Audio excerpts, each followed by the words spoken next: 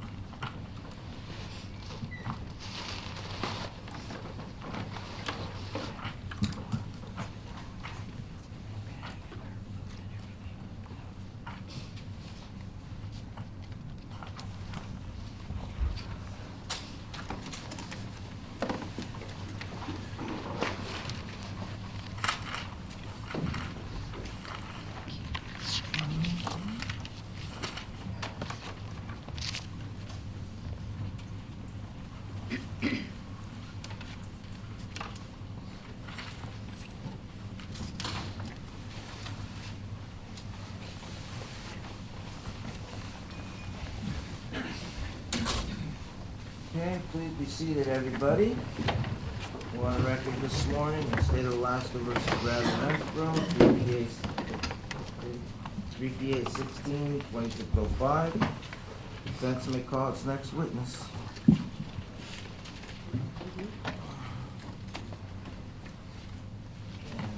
go ahead and swear him in. Your Honor?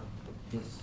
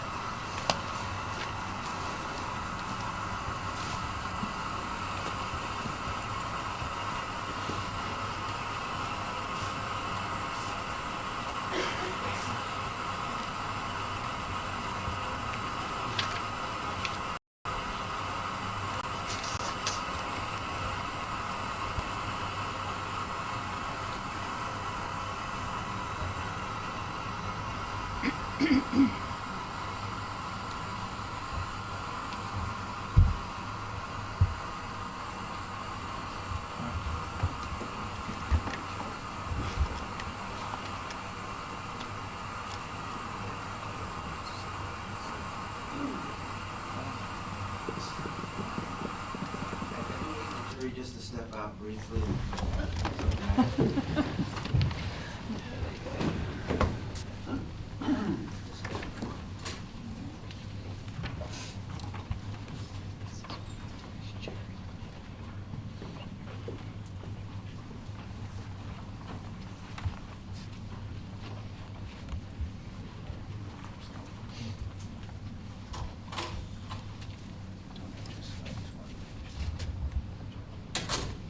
Okay, please be seated, everybody. Normally, when we have a defendant that is non-testifying, we do an inquiry. But given these circumstances, the age of the defendant and so forth, I'm going to ask you just a couple of questions for the record, Mr. Renfro. And at this point in time, you are voluntarily and choosing to exercise your right to testify? Yes, sir. Is anybody forcing you to do this? No, sir. You've done this with consultation with your attorney? Yeah. And you fully understand what you're doing going forward? Yes, sir. And you're choosing to do this at this point? Yes, sir. Are you under the influence of any alcohol or drugs? No, sir. And is anybody forcing you to testify? No, sir. Okay, I think that's adequate. Any follow-up from anybody? No, thank you, Your Honor. Okay, we can call the jury back. Just stay on record.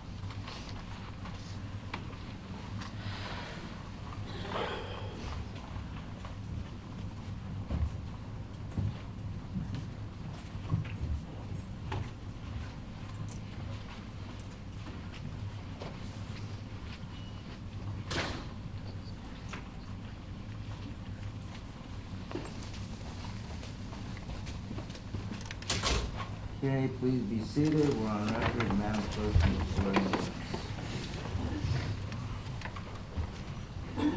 Do you solemnly swear or affirm that the testimony you will give in the case now before this court will be the truth, the whole truth, and nothing but the truth? Yes, ma'am.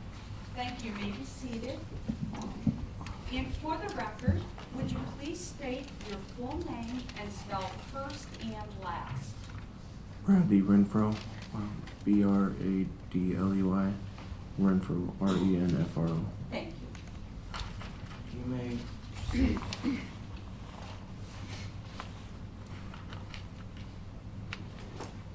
Good morning, Bradley. We are going to go through a timeline beginning a day or two before David was murdered and take you right up to probably grand jury or right up to your last contact with law enforcement. Okay? And you nodding in the head, try to, or try to verbally state your answer so it can be recorded and the judge and court clerk can hear it, and the jury, of course. But before we get into the timeline, a couple of 3 questions for you.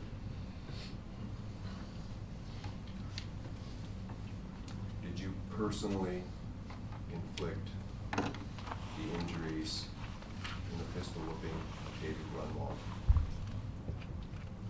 No, I did not.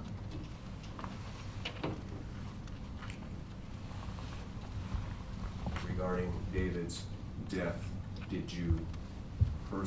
were you personally responsible, or did you inflict the fatal wound to David?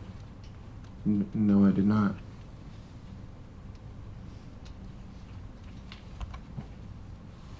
Did you participate in any plan for this to happen? I'm going to break it down so it's not a compound question. I didn't know it was gonna happen. I was not aware of anything that was gonna happen until it happened. Okay. Did you, despite the actions that we have acknowledged from the beginning and that have brought into evidence through the state, do you believe that you aided and abetted the beating, the pistol whipping, or the kidnapping, or the death of David? Objection, that's a legal conclusion. He's not a lawyer, he's not familiar with the Accomplice I'll liability. sustain that. I think you need to break it down to the, I can what break it that down. means, aiding and abetting. That is a legal term. We have a course. We have an instruction that defines Right, it, and, so you can go off that instruction if you want. Those are the legal terms. Obviously, too, we have gone over this thoroughly, but let's put it on the record.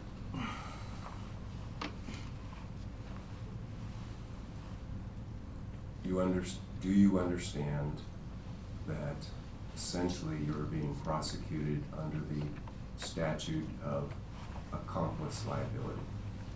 Yes, sir. You understand that's why there's multiple counts of murder. Yes, sir. You understand that the state must prove that you aided or abetted or assisted in any way Yeah. with the intent to do so. Yes, sir.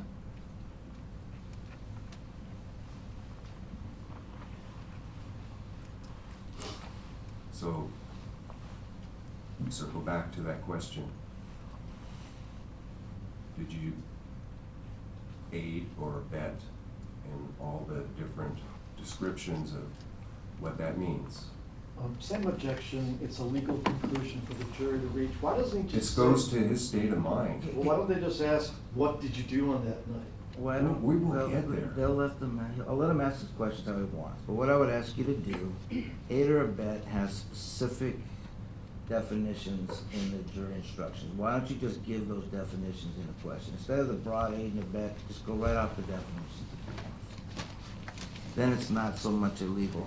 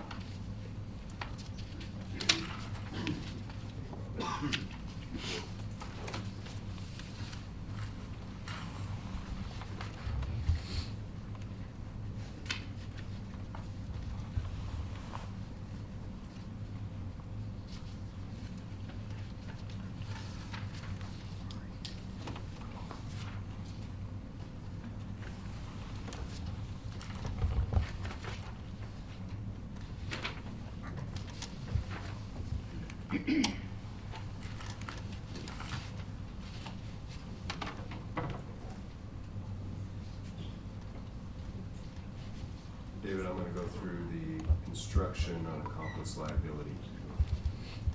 This is the instruction the judge is gonna give the jury.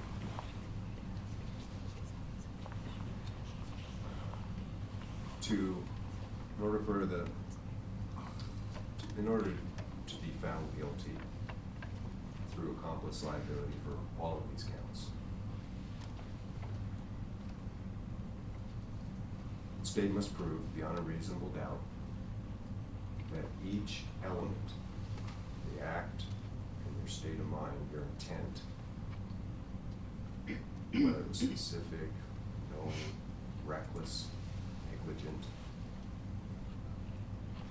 those are the main two elements. Even the offense itself will have sub-elements, but we're talking about those two main elements.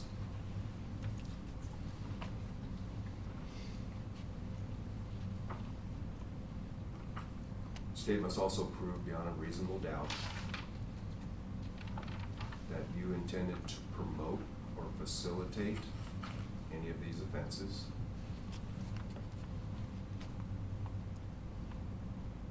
And for that, the state must also prove beyond a reasonable doubt your state of mind at that time. Mr. Provost, how did you want to proceed this morning? We had extensive consultations, of course, yesterday and last night, and confirmation this morning. Bradley's going to testify. Okay. Well, why don't we have him come up and take the stand? And then we will call him adjourned.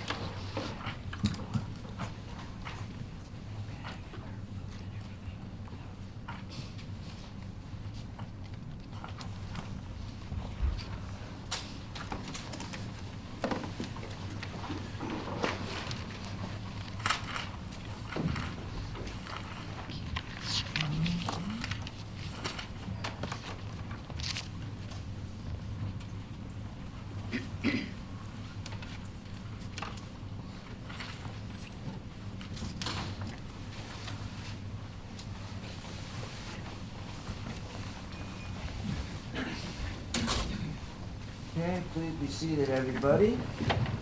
We're on record this morning in the state of Alaska versus Bradley Renfro, 3PA 16-2605. Defense may call its next witness. And,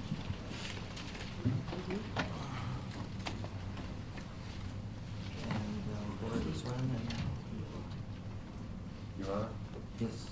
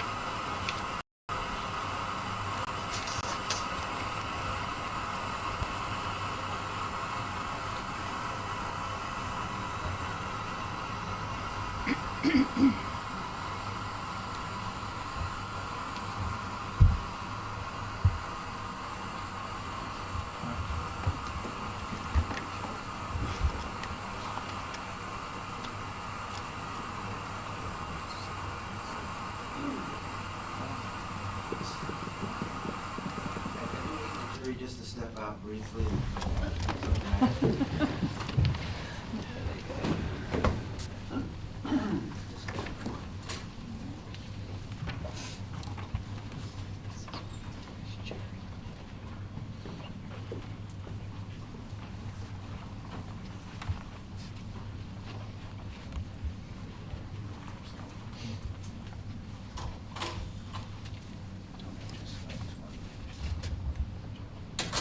Okay, please be seated, everybody. Normally, when we have a defendant that is not testifying, we do an inquiry. But given these circumstances, the age of the defendant and so forth, I'm going to ask you just a couple of questions for the record, Mr. Renfro. Okay. And And at this point in time, you are voluntarily and choosing to exercise your right to testify? Yes, sir. Is anybody forcing you to do this? No, sir. You've done this with consultation with your attorney, Yeah. and you fully understand what you're doing going forward? Yes, sir. And you're choosing to do this at this point? Yes, sir. Are you under the influence of any alcohol or drugs? No, sir. And is anybody forcing you to testify? No, sir. Okay, I think that's adequate. Any follow-up from anybody? No, thank you, Your Honor. Okay, we can call the jury back. Just stay on record.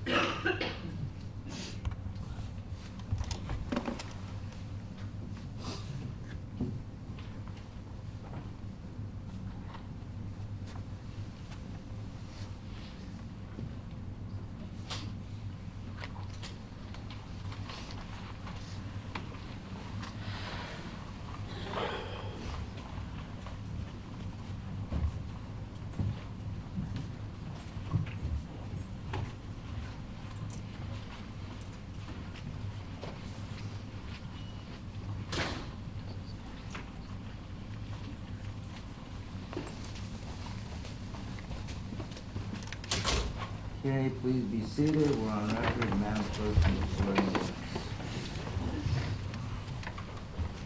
in? You solemnly swear or affirm that the testimony you will give in the case now before this court will be the truth, the whole truth, and nothing but the truth. Yes, sir. Thank you. You may be seated.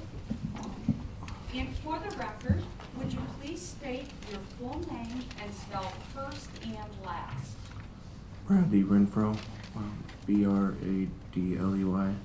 Renfro. Renfro. Thank you. You may proceed.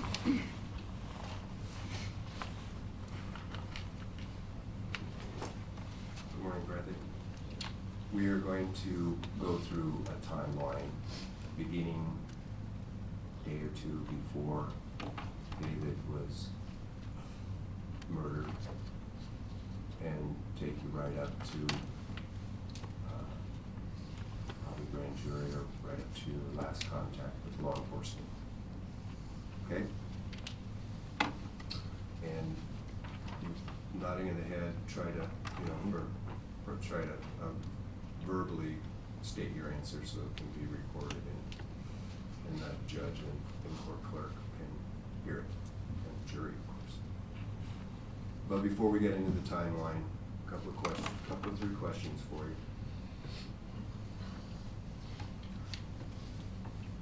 Did you personally inflict the injuries in the pistol whipping of David Grunwald? No, I did not.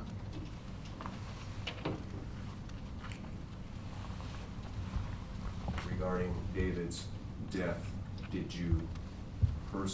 you personally responsible, or did you inflict the fatal wound to David? No, I did not.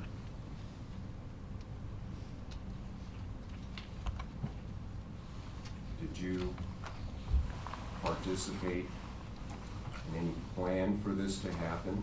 I'm going to break it down so it's not a compound question. I didn't know it was gonna happen. I was not aware of anything that was gonna happen until it happened. Okay. Did you, despite the actions that we have acknowledged from the beginning and that have brought into evidence through the state, do you believe that you aided and abetted the beating, the pistol whipping, or the kidnapping, or the death of David? Objection, that's a legal conclusion. He's not a lawyer, he's not familiar with the accomplice I'll liability. sustain that. I think you need to break it down to I can what break it that down. means, aiding and abetting. That is a legal term. We have a course. We have an instruction that defines Right, it, and, so you can go off that instruction if you want. Those are the legal terms. Obviously, too, we have gone over this thoroughly, but let's put it on the record.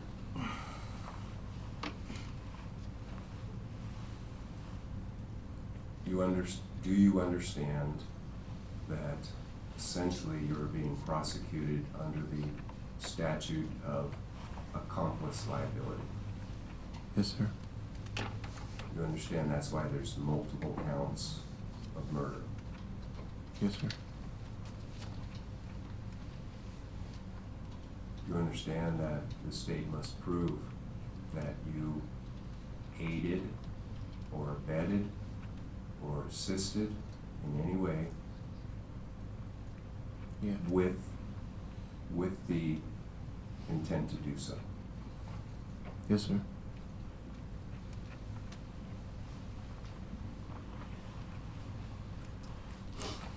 So, circle back to that question. Did you aid or abet in all the different descriptions of what that means? Same objection, it's a legal conclusion for the jury to reach. Why doesn't he just This say? goes to his state of mind. Well, why don't they just ask, what did you do on that night? Why don't, We will get there. They'll let them, I'll let him ask his questions how he wants, but what I would ask you to do, aid or abet has specific definitions in the jury instructions. Why don't you just give those definitions in a question? Instead of the broad aid and abet, just go right off the definitions. Then it's not so much illegal.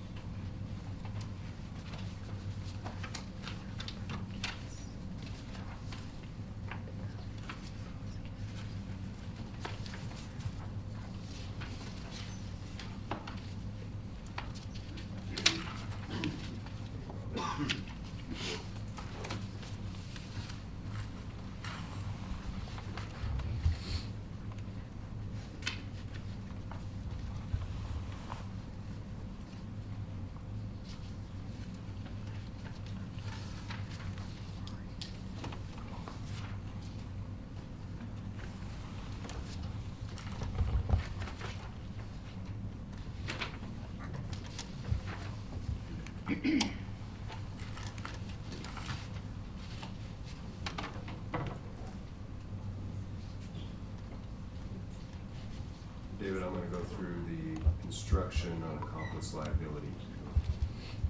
This is the instruction the judge is gonna give the jury.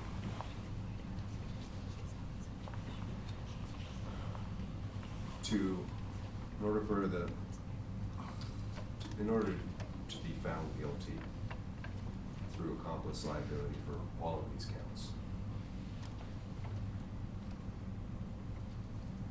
the state must prove beyond a reasonable doubt that each element, the act, and your state of mind, your intent, whether it was specific, known, reckless, negligent, those are the main two elements. Even the offense itself will have sub-elements, but we're talking about those two main elements.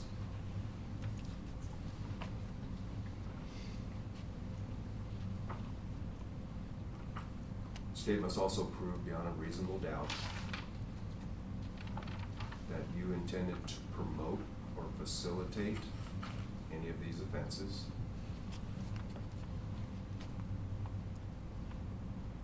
and for that, the state must also prove beyond a reasonable doubt your state of mind at that time, at your age, under those circumstances, that you acted either with intent or with some intent, one of those standards, specific or intent otherwise, to engage in each of the acts that are contained in each count. Do you understand that? Yeah. The state must prove beyond a reasonable doubt that you aided or abetted another person or persons in the planning, committing any of these crimes, or that you solicited. You know what solicited means?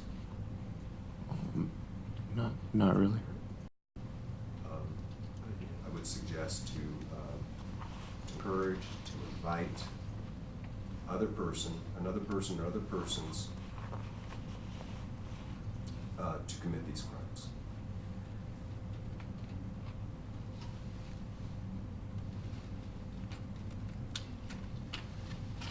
These things are proven beyond a reasonable doubt.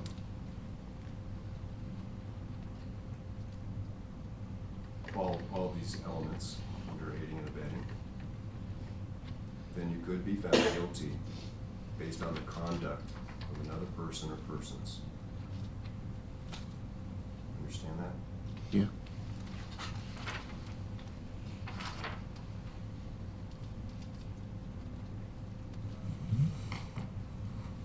And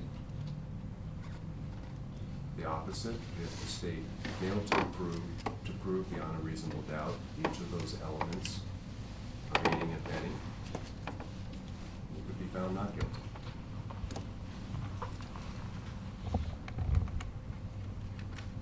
Aid or abet, here's some definitions now. Means to help, to assist, or facilitate the commission of a crime. Promote the accomplishment thereof, help in advancing or bringing it about, or encourage, counsel, or incite as to the commission of each of these crimes. Understand? Yeah. A person who aids and abets the commission of any of these crimes need not be present at the scene of the crime to still be liable or culpable for aiding and abetting. On the other hand, mere presence at the scene of a crime without the intent to promote or facilitate the commission of the crimes is not enough in itself to make a person legally responsible for the conduct of another person or persons. Those being the co-defendants in this case, right? You understand that? Yeah. Concealment of knowledge that a crime is about to be committed or has been committed does not, standing alone, make a person legally responsible for the conduct of another person or persons. Do you understand this? Yeah. Understand the word concealment? To hide.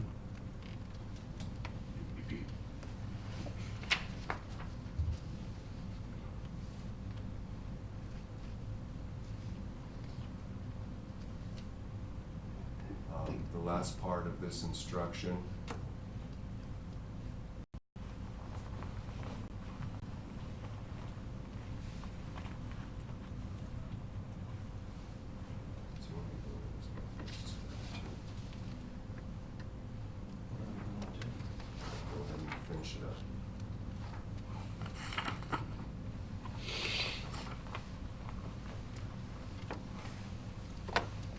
So for the primary or lesser offenses in those 9 counts,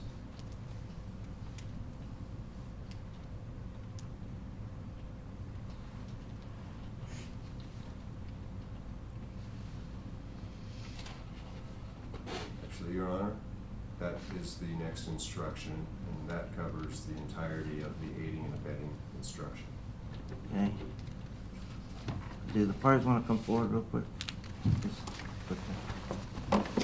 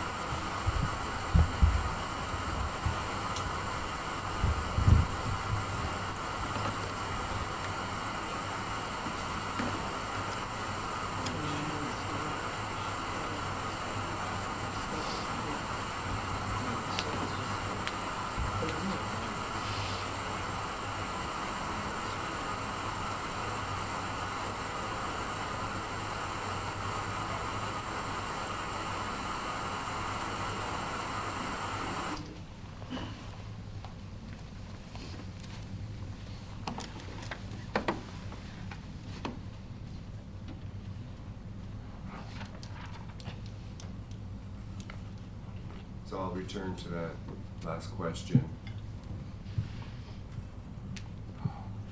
We're not gonna use the word aiding and abetting but there's lots of words underneath to describe in that instruction what aiding and abetting means.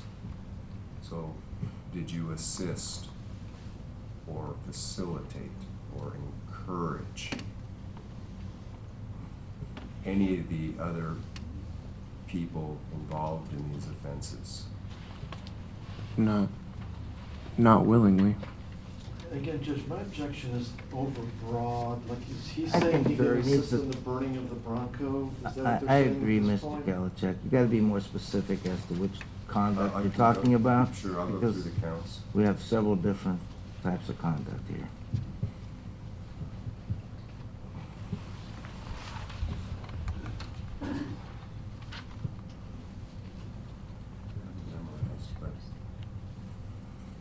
As to the count of murder in the first degree, did you help, encourage, facilitate, or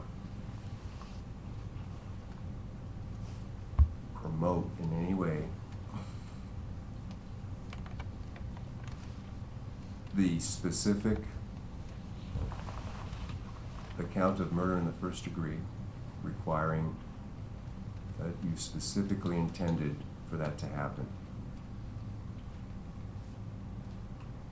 No, sir.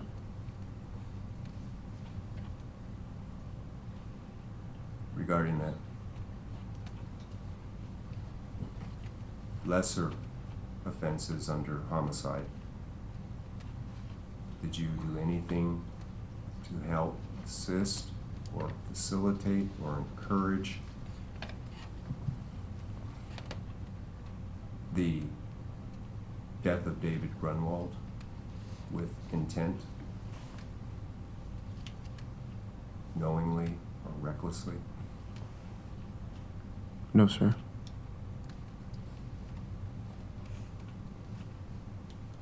Did you assist or help or encourage, facilitate the assault charge involving the pistol whipping of David with intent, knowingly or recklessly? No, sir. Did you assist or help or encourage or facilitate the arson involving the burning of the Bronco with the intent of knowing or recklessly?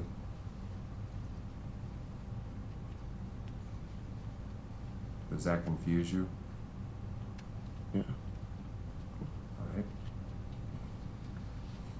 May I flesh that out, Your Honor? Yes, Well, please. It's like, Judge, I'm not confident that the defendant understands the legal definitions that are being thrown at him during this. Like, can he state what recklessly means under the law? I don't think so. So, I guess if we're just getting his opinion of whether he was reckless, fine. But just so the jury understands that he's not giving an opinion of whether his conduct met the legal definition of recklessly. Because I don't think he can recite it. I concur with that. I mean, And I can it's pull a matter those- of what his conduct was, not the, Pardon me? so it's a matter of what his conduct was. You need to ask him what did he do? What was his conduct? So, and that's part of it also. Right. So. Go ahead.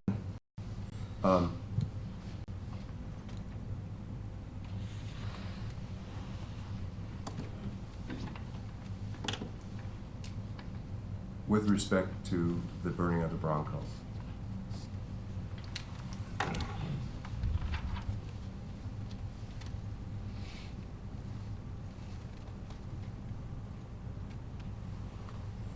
as you know,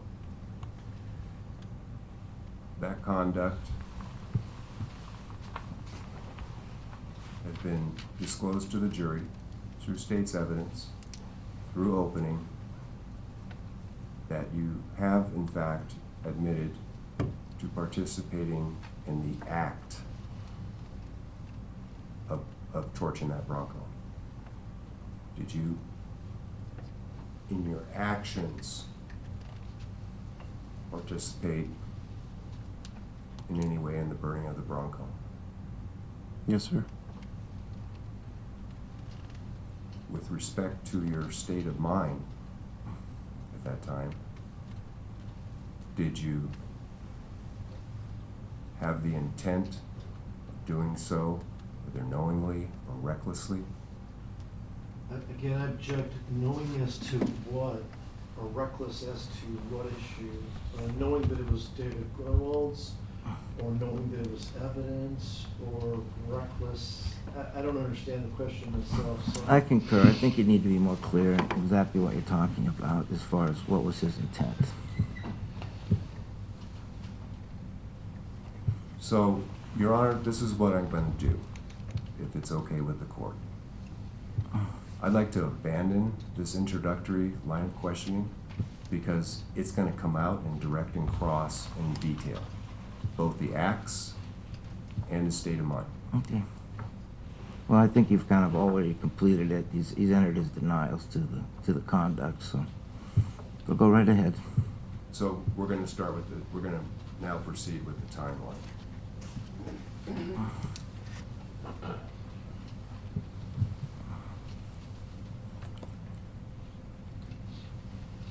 Do you recall the date that David went missing? November 13th, What year?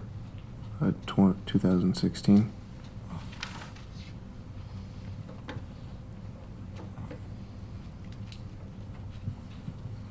Now, as we go through this timeline in great detail,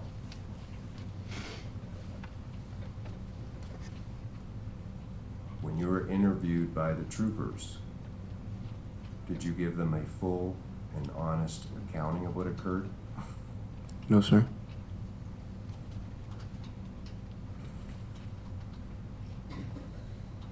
Had you been chronically or daily been using cannabis during that period of time?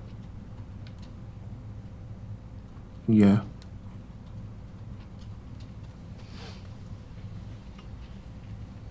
So, with respect to your memory, today versus almost 3 years ago,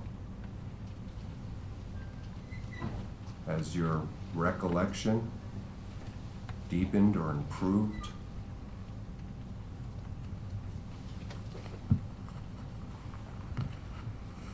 Yeah, a little bit. Have you had an opportunity to go through the discovery provided by the state to the defense? Recently, yeah. Recently being in the last few months or last couple of weeks?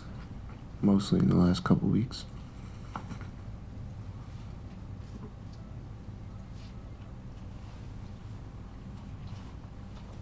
And have you been focused and paying attention through this trial? Yes, sir. Did you hear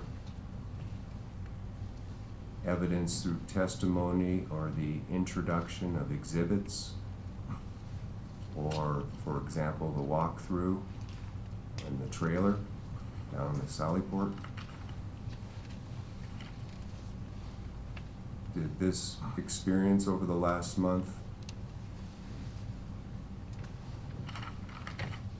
prompt further memories of what took place and the kind of detail we're going to go through? Yeah.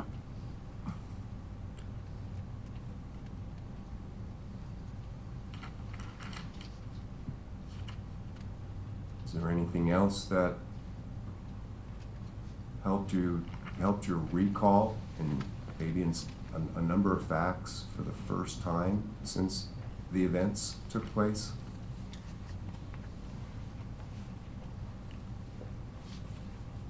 Yeah. What other? Sorry. That's bad. Sorry about that. Thought it was off. What took place that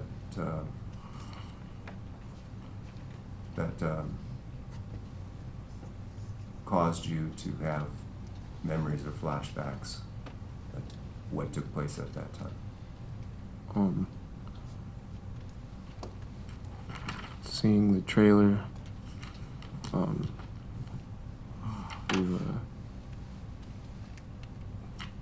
You've asked me a couple times how, like, we've gone over what really happened that night, and seeing some of the evidence. Does that include blocks of time during November 13th until their last contact with the troopers where you weren't questioned moment by moment or minute by minute?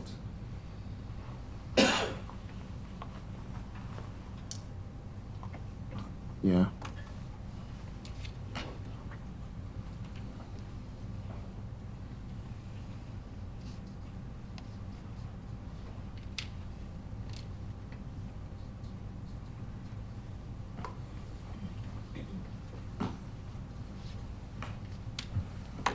And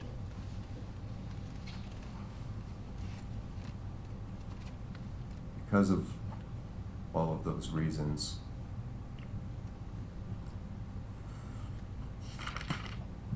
are you prepared today to provide an honest and thorough, to the best of your memory today, about what took place and what role you took place, and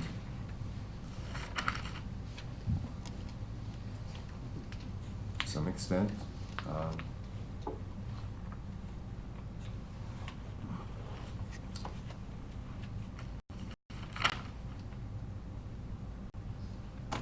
to the extent that already been brought into evidence in this trial, what the others did?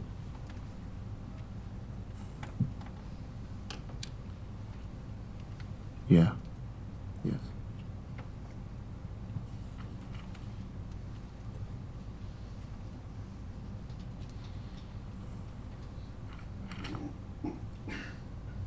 How has these processes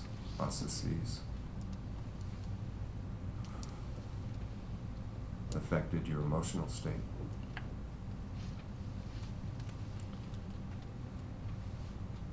object as to relevance of how his emotional state has been affected by the murder of David? I'll sustain the Your Honor, objection. may I respond on to that? Go ahead. The relevance, first of all, goes back to his state of mind at the time, under the circumstances, at his age. State of mind is driven by two parts of the brain, the amygdala, which is the emotional brain, and the forebrain. They work together for what his state of mind was at the time, and it's just equally as But your question, relevant. but your question was how, emotionally today. How is that? I don't see how it's relevant. His emotional state at this point. Well, it's relevant to his credibility. He's being judged on his credibility based on this testimony.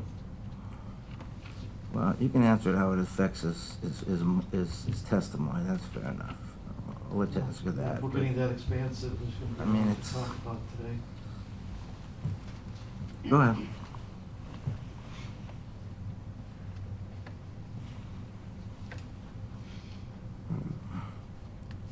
Can you repeat the question?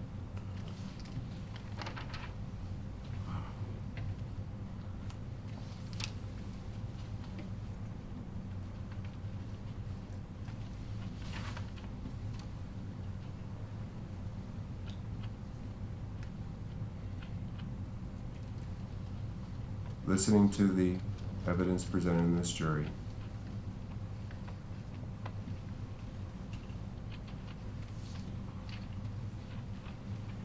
interviews that you've had during the process as well,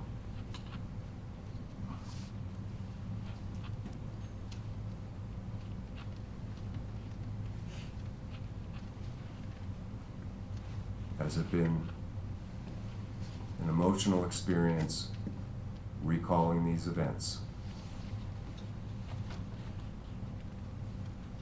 Yeah. Yeah.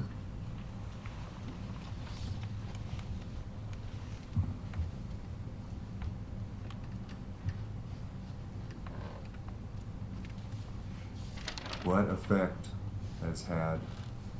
these feelings have had on your ability to recall these events and the commitment you've made to tell the full story honestly and thoroughly as you can?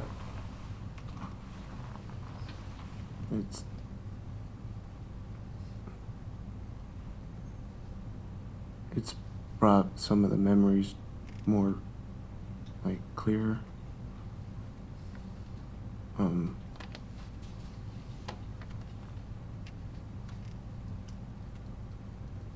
Has it brought to mind memories you didn't have at the time? I would say so, yes. All right, those are all very general questions, so now we're going to get down to the details. Okay? Yes, sir. Let's go back to the full day before, or even the night of the 12th. Where were you staying the night of the 12th of November 2016? Was either in my then girlfriend's camper that they had on the side of the house, or the shed that she had at the bottom of the hill behind her house.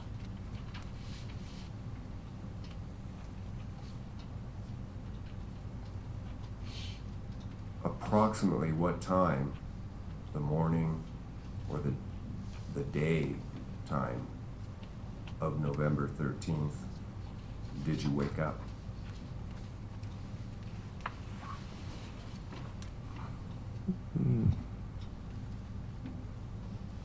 Like around 12:30,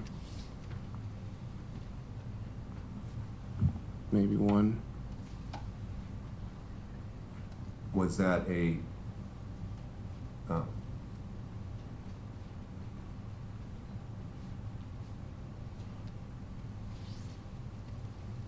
back up, a little more foundation. Do you remember what day of the week November 13th, 2016 was? It was on a Sunday. So, what day of the week would November 12th, 2016 be? Saturday.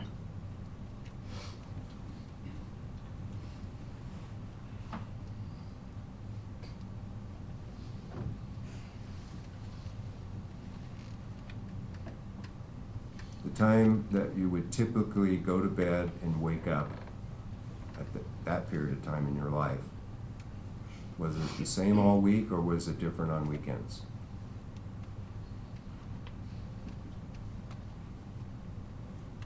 Generally, or on the average, or typically. It depends on what I was doing that day. Sometimes I'd have to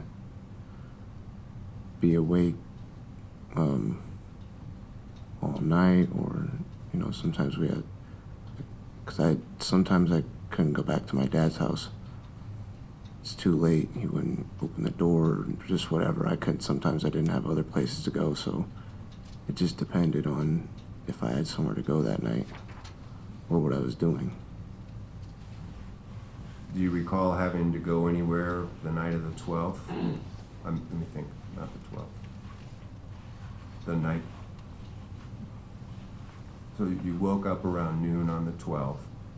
Was there anything, if you recall, particular going on where you had to be up late? No, I think I was in the shed, in Alyssa's shed. She has there's a TV and a DVD player and a couch and blankets and stuff. I think I was watching movies that night. Alyssa, is that Alyssa Bledsoe? Yeah, yes, sir. What was your relationship with Alyssa at that time? She was my girlfriend.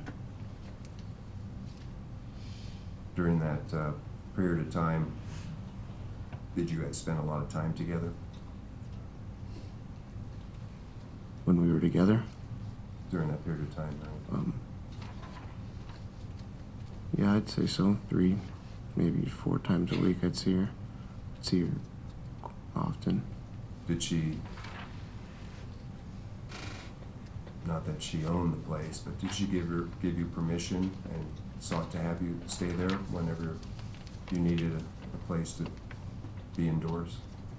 Yeah, if I needed to, she'd let me stay in the camper or the shed or inside, or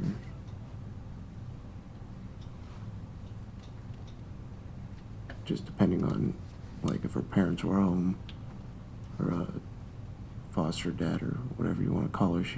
Call them guardians? Yeah, he was kind of a weirdo.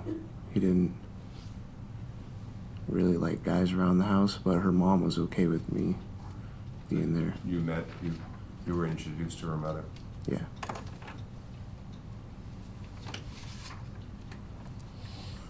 Did Alyssa say anything, well, not say, but did you have in your mind any type of permission to use the shack or as needed?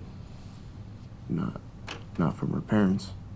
From Alyssa? Oh, yeah, from Alyssa.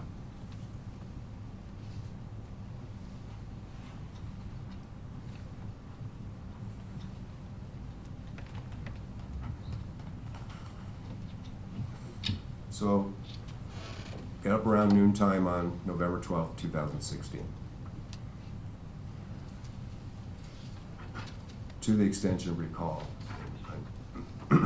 hour by hour might be too much, but if you can, what did that, say, noon to mid-afternoon, 12 to 3, look like for you on that day? It was a Saturday. This is now Oh, the 13th, where you got up at noontime. 13th of November 2016, the day David disappeared. Alyssa's parents don't work on the weekends, so I was in the shed the whole time. At some point during that afternoon, did any other people, well, let's start with Alyssa. Would Alyssa come down and visit with you or check on you or bring you anything to eat or drink or things like that? Yeah. Do you recall if she did that afternoon? Yeah, I think it was her and her sister Callista. Do they stay long when they come in to? Yeah. Anybody else come over that afternoon? Dominic Johnson and Austin Barrett. Had they ever been there before? Not before then. How did they discover where you were at? I think Dominic has Alyssa on Snapchat, and she always like posts pictures and videos of me on her story, and I think they saw that and they texted and asked to come over, and Alyssa said they could come over, so Why didn't he message you directly or call you? the night before my phone had stopped working. The where you plug it into, it was like the soldering on it was messed up and it wouldn't charge. Did they know Melissa was your girlfriend? Alyssa, Alyssa, sorry. Had they known Alyssa for a little while? they knew about her from me. So I take it that based on your answers, there was no way for them to contact you directly, so they went through Alyssa to see if you were there? Yeah. Did Alyssa inform you of this, or did they just show up? Well, no, they texted her and kind of asked where we were and if they could hang out, stuff like that. Anybody else come over that afternoon?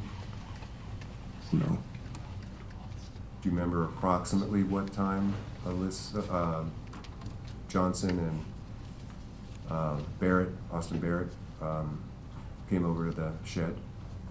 I think it was like between maybe like 3:30 and 4:30, a little bit before 5. And what were was Alyssa there when they showed up? Yeah. Do you recall what you guys were doing after they came over? We were just mostly just hanging out, and we were smoking marijuana. Just, What form of marijuana? we were smoking dabs out of Dominic's dab bong. What's a dab on? It's like I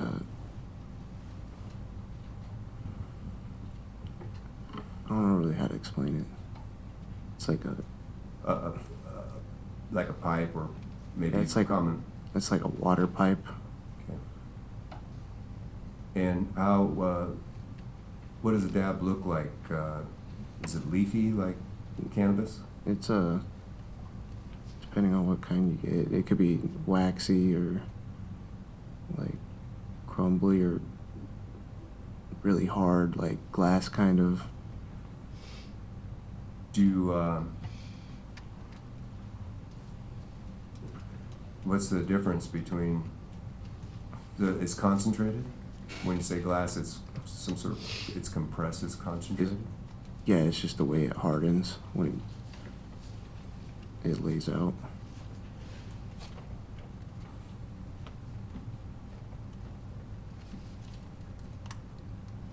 And is there a difference between, say, smoking leaf or flower or bud, commonly known as bud, between just the plant material versus a dab? Is it different smoking it? No. Or the feeling? Different in the sense of the effect it has on you. It takes less dabs to get as high as you would if you smoked a lot of weed. Was there a preference with you or the others you were smoking with? Let me back up. Are dabs something that is just as available to you at that time versus leaf or buds? Yeah. Did you have a preference? I like smoking dabs more. I liked smoking dabs more. It's a lot less work to get high. So, is it like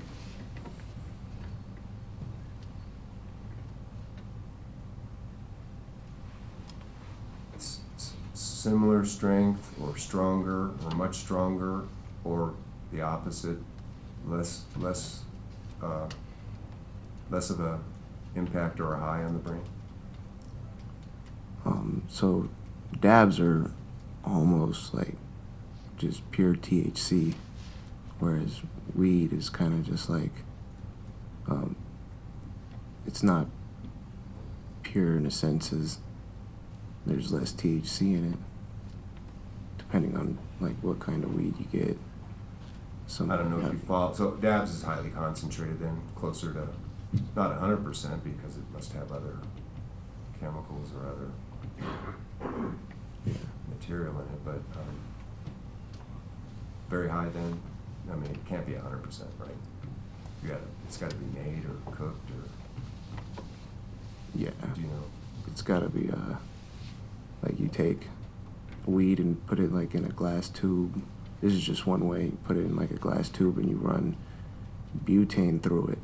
And what it does is it pushes off all the oils and stuff, and it all collects at the bottom or wherever it's leaking out to, and that's where like it's just all the oil and like most of the THC comes out of it. Now, the fact that it's stronger, it's less volume, I take it, than Yeah. leaf. Does that mean that you would smoke less or smoke as much as you wanted to get as high as you could? Yeah, you wouldn't have to smoke as much. Okay.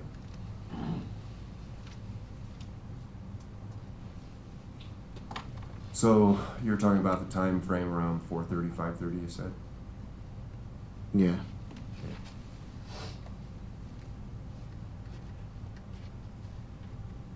At some point, was there any discussion about leaving the shack? The shed? Dominic had texted Eric, and he wanted, because Eric lives, like, in a sense, right across the street. I'm gonna object this to hearsay, All right. unless the defendant has personal knowledge of this. If he gained it through the state's, the evidence that Sergeant Weggs and others collected, then he's just reiterating the evidence. I'll sustain the Thank you. All right. I'm going to start prefacing just about everything I asked with, did you have personal knowledge? Okay? Yeah. Is there anything that you've said so far was not based on your personal knowledge? No, sir.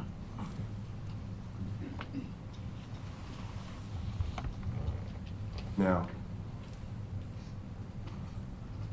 this hearsay objection is in reference to your giving testimony about either what you didn't have personal knowledge of. Okay? Does that make sense? Yeah. So it's kind of a mental discipline thing to stick with what you had personal knowledge of at the time, whether it was full, partial, or none, and say so, okay?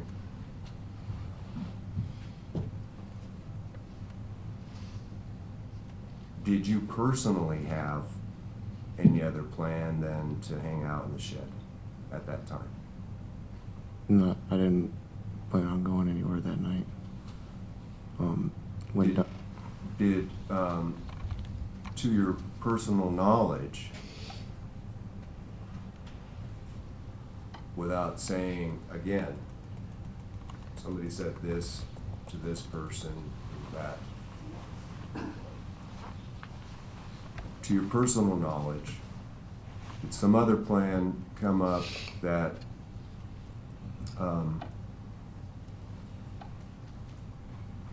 resulted in the guests, I'll call them for no, the others,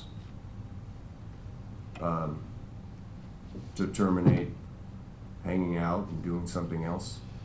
I have a judge, so, one of my objections to the hearsay, I'm completely interested in knowing what was said amongst the group. But the foundation that I was looking for was, did he hear somebody say? Well, then your objection was lack of foundation, Yeah, and lack of foundation I agree was with that, probably so. better suited. So you need to lay more of a foundation. Now, you testified you didn't have any plans, you were just gonna hang out. Yes, sir.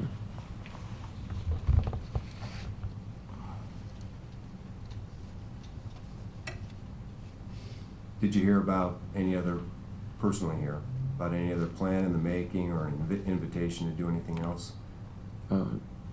Dominic said he was texting Eric, and that Eric said he was going to be drinking, and Dominic wanted me, Dominic, and Austin to all go over there, but I didn't want to go at first, but then he kept saying, like, I don't know the way over there. It's like right across the street, but like through the woods. He didn't know the street for the pathways and like how to get there, so he wanted me to come with to show him the way.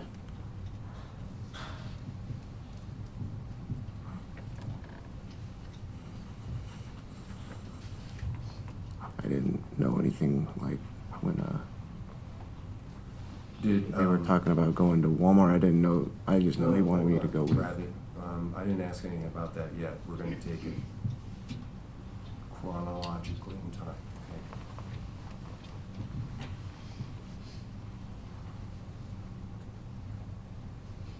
okay? So, how high were you at the time when this invitation came up, or this request to come along?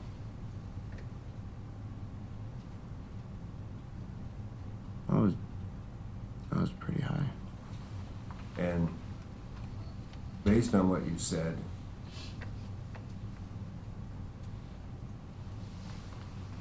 you were informed or you heard about this invitation to go to Almendinger's,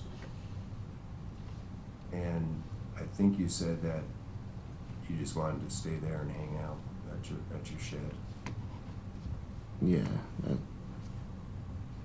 Did that have anything to do with Alyssa being nearby or there or available to hang out with in the shed? Yeah.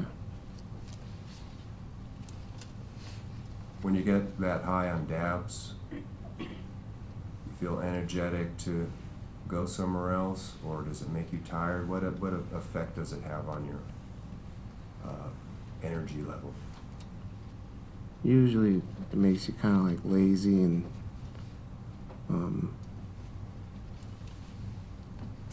Did the shed have any, like, what are the kinds of things you like to do when you're, quote, chilling or just hanging out at your, whatever the placement is? What kind of things do you like to do? like watch TV and eat a lot of food and just. Were there any Kinda. such amenities in the shack where you could watch TV or game or? Yeah, she, read or whatever it is that you like to do when you're... yeah, at the time they had a DVD player and a TV that you could plug into the wall. Anything to play music with? Just, like Alyssa had a phone. She would play music sometimes. So you changed your mind because Dominic didn't know how to get from the shed through the woods to Allmendinger's, is that right? Yeah, he didn't know like which roads he needed to take.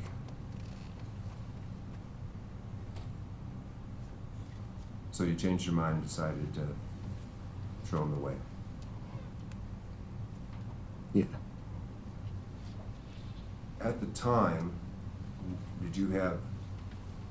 were you just kind of in the present moment and going and no plan, or did you have, after showing him the way, did you have, personally have a plan of what you were going to do that evening? Yeah, Eric was telling Dominic that he was going to be drinking with David Evans, and he was saying that they were kind of going to have a little party going on, so me, Dominic, and Austin went over there, so I figured I might as well just hang out for a little bit until Alyssa's parents go to sleep, and then she can come back out, and then I'll go back over. And what time do Alyssa's parents usually go to sleep? It depends on, I don't know, sometimes they go to sleep at like 1 in the morning, but sometimes they'll go to sleep like 10 or 11. And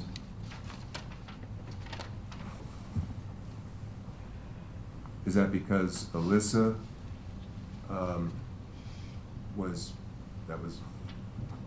she tell you, you can't come over while my parents are still up in the evening? Well, she can't come outside. Did her parents know that you were staying down in the shed? Not to my knowledge. I don't think so. So were you ever confronted or specifically told, don't come, or you need to ask permission? They confront you in any way? Alyssa? No. Or her parents? Her mom likes me. She said something like that to the effect of that, but I didn't ever. I only went inside the house when her parents weren't there. When they were home, I was down in like the camper in the garage. They didn't know you were in the house? Unless it was just her mom. Her mom was all right.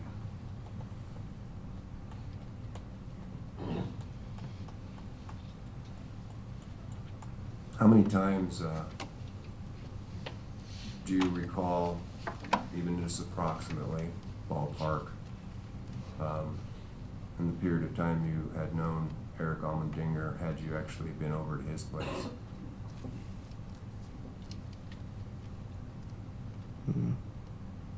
Maybe like 7 times to 8 times, right around there.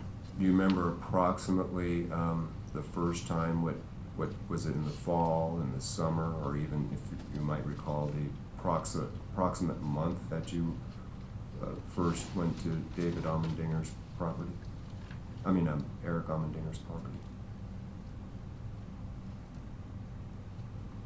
I think it was like maybe middle of spring, so like March or May.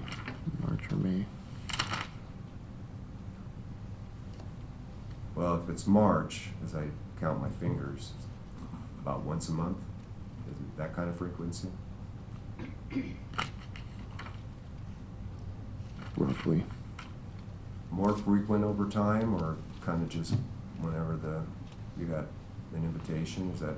Well, I mean, it might have been like twice in a month, and then I wouldn't go over there so I don't know, I haven't been there a whole lot of times. And what was the main attraction or the main event when you would go over there?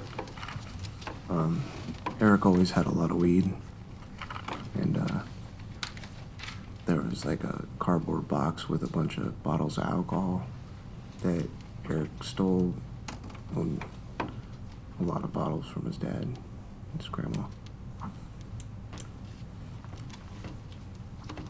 The times that you visited Eric Allmendinger's property, was it because of an invitation, or did you ever just show up without notice or any invitation?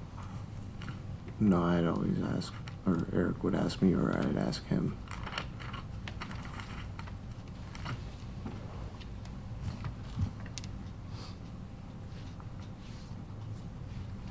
So how long does it take to walk from the shed on Alyssa's property to Eric Allmendinger's property? Maybe about 20, 25 minutes.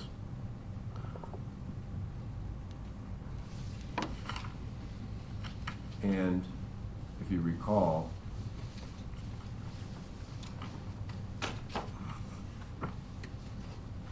did you intend to just crash out Eric's house that night, or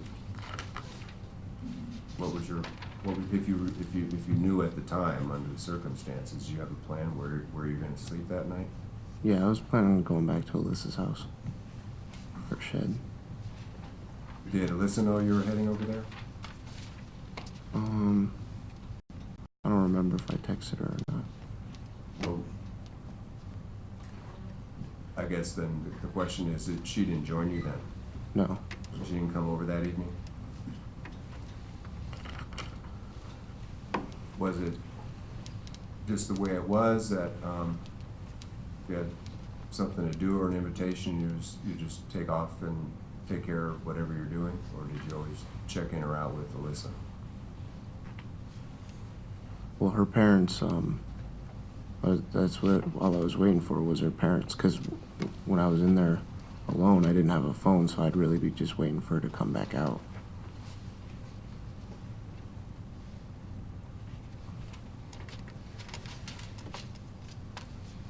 Did the shed have heat? It had one portable heater. Electricity? Yeah. Plus, Bed or a bunk or a couch? yeah, it had a 3-seat couch. Do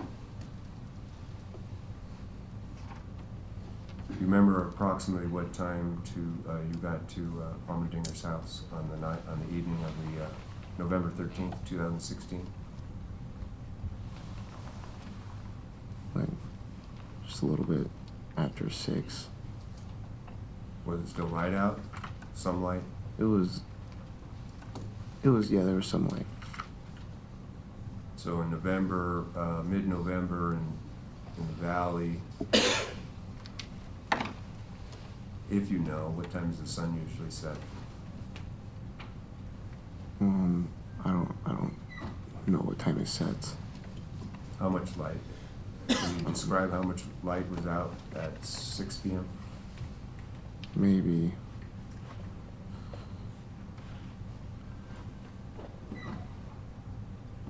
It wasn't very dark, but it wasn't very bright either. Dusky? Sure. You could explain it. Do you remember if the skies were clear, if it were cloudy? I think it was cloudy a little bit. When you got to Allmendinger's house,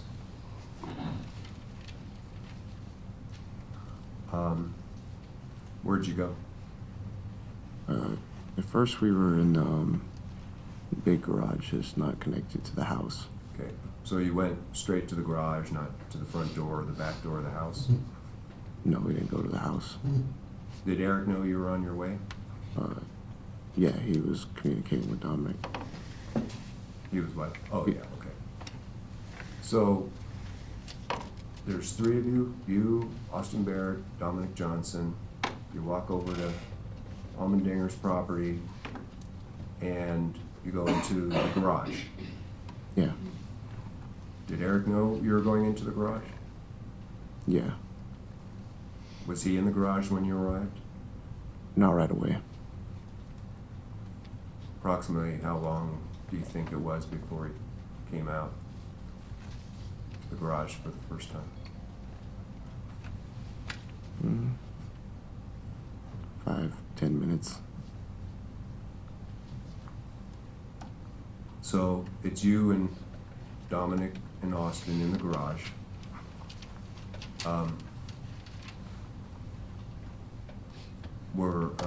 Was the garage lit up, lighting inside when you were in there? No, there was no electricity. Was there any heat? No.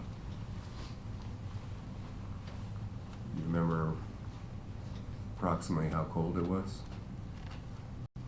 It was below freezing. Like, you know, when you breathe when it's cold out and you breathe, and sometimes it, when it's, Vapor. yeah, Did you, were you dressed for the cold weather? I just had on a hoodie and jeans. What kind of shoes? I think I had Air Force Ones, just tennis shoes. So in the 10 minutes or so before David come out, what were you guys doing? Was there any light in there? It was still a little bit. There's a window kind of by the door, and the house has a light outside. Porch light or something, or some floodlight? Yeah, so just only a little bit was coming in the window, like the way How many windows did the garage have? just one. And was it like facing the light from the house or off to a side? Or? No, so like where the garage is connected to the house. Like here's the door to the house, and then here's the garage doors. There's a light over by the like facing kind of towards the driveway. Attached to the house or on a pole? Or? It's attached to the garage. And was that the only source of light inside the garage? Yeah. Cell phones give off light too when people are using them? Yeah. Was there seating in there? Places to sit? Yeah, I think there's a couch in there, like a 2-seater couch. Is that it? Yeah, that's it. You know what the garage was used for? Mr. Armendariz? It was barely just getting finished up. It was a new Like, structure? Yeah, just the like structure of it. So, if you recall, I'm trying to walk you through your memory at the time, okay? That was the only seating, was that couch. Yeah. When the three of you went in there, did you stand, sit, if you recall? Yeah, I was standing at the time. It was Dominic and Austin were sitting on the couch. Big enough just for two grown teenagers or young adults? Yeah, there was a little bit of room, but I figured I'd just stand.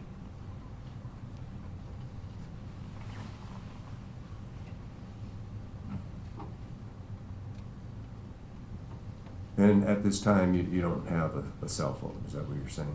No, I did not have a cell phone. So, was there just conversation going on, or the guys are using cell phones, or do you remember, if you remember? Once Eric came out, well, he stayed out there for a few minutes, and then he brought Why out, did he come out?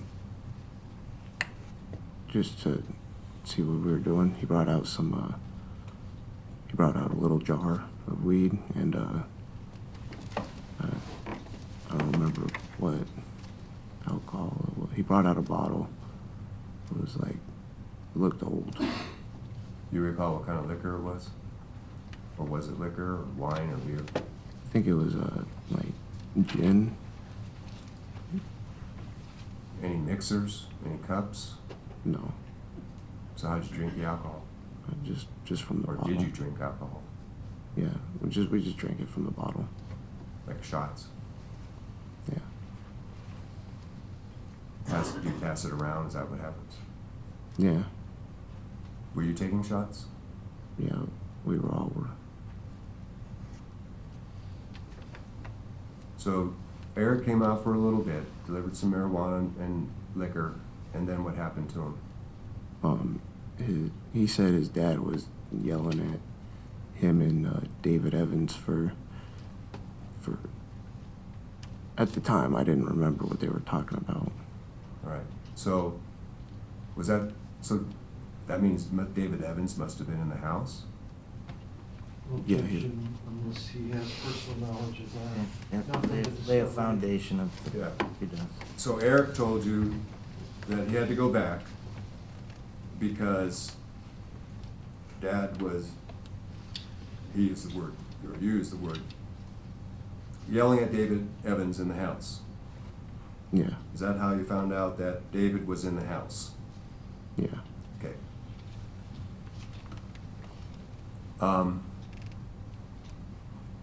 Did he say he was coming back out? Eric was, yeah. Did David Evans come out to the garage? No, Eric said he was in the shower. Did David Evans at any point come out to the garage or the trailer while you were there? I don't remember seeing him come outside, no. Did anybody else come into the garage? One time when Eric came out, I think it was like this. Eric came out a few times. On the second time out, he came out with Christian Ward, and Is that the friend that lived across the street, the neighbor? yeah, Approximately what time did Christian Ward pop in? I didn't have a phone. I don't know what time it was. But you had been drinking at that point Yeah, and continued to smoke marijuana? yeah, Were the others too? yeah. We all were. And when Christian Ward came over, he came into the garage with Eric? Is that what you said? Yeah, Do you know this young man? I've met him. I've met him before. You would recognize him? Yeah, They come in and close the door? yeah, yeah. Was it getting darker at that point? Yeah, it was pretty dark. You have approximately, I mean, if you got to the shed around 6, Eric had already come out and delivered alcohol and marijuana, and then he came back again with Christian Ward, or Christian Ward just came in on his own? No, he came in with Eric. Any idea approximately how long that was? When they, how long he was in there? When Eric came out with Christian Ward the second time? It felt like a little while. It was, How long, let's try it this way, instead of a time, how long did it feel like you'd been in there before Eric came back out and brought Christian in, if you remember? maybe like 30 minutes. Okay. Because we started to wonder if Eric was going to come back out. Because he Did Christian Ward stay for a while? just a couple minutes. He just came in and he didn't really know Austin or Dominic, so he kind of felt like weird, uncomfortable. He's like, yeah, this is kind of awkward, so he left. So he said Was- something to that.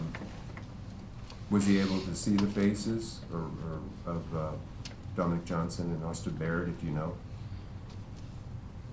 Probably after his eyes got adjusted to the light. And was your impression that he knew them previously or not? I don't think he did know him.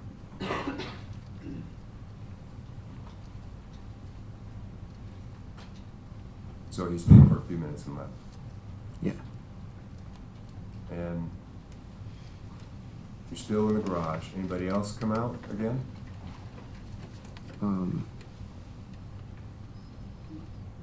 Yeah. Who came out again? This time it was just David Evan, or David. Grunwald came out. He just came into the garage all by himself. Eric didn't bring him in? Eric came in like just a couple minutes after that. I think he said he heard his truck pull up. Did you hear a truck pull up? I didn't see it pull in the driveway. I thought it just drove by. Did you hear a door close or any walking outside? After the truck either went by or stopped, whichever. I wasn't paying attention. So, the door, was there any knock? No, he just came in, and at first thought it was Eric, but he's like, "What's up, guys? I'm David." He just kind of introduced himself. Do you recall ever meeting David Grunwald before?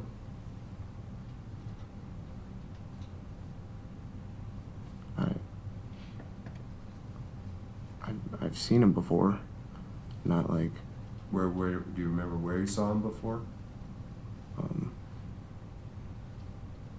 think I've seen him one time at Eric's, and just like infrequently when I was going to school at Colony.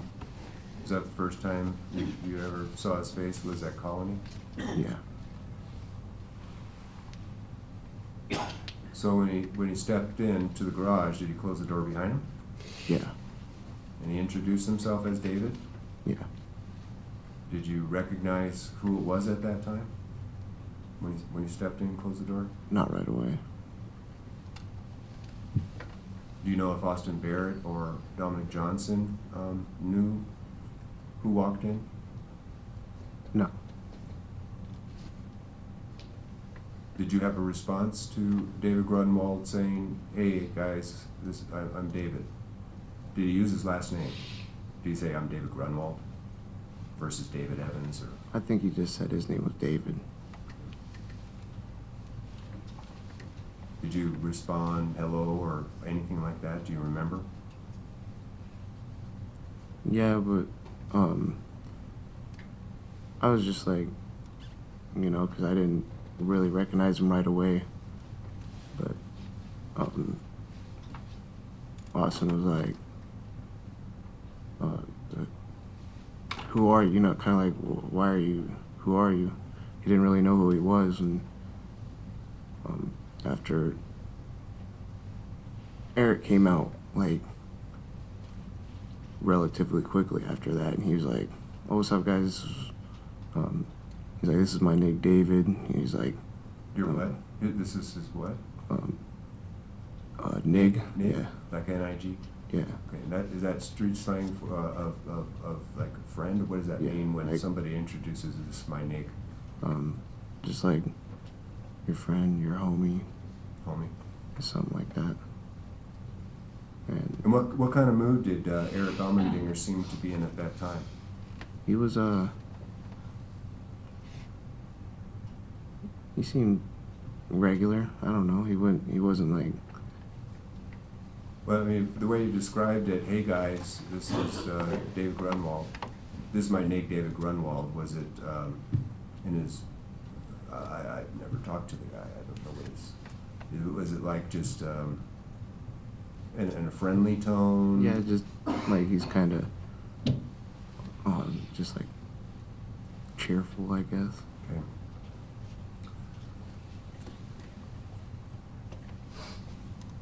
So Eric came out just a couple of minutes after David Grunwald walked in. Yeah. It sounded like Austin Barrett didn't know him. Who are you? Type of thing. And Dominic was just kind of sitting there like kind of leery or quiet, like he didn't really know who he was. Did he say anything to David Grunwald? Not right away.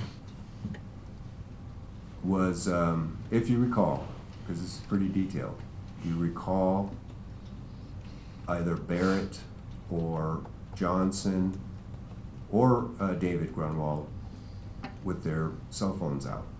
You recall seeing the light from screens during those couple of minutes before Eric came in? No, I think so. Stayed pretty dark until Eric walked in. Yeah.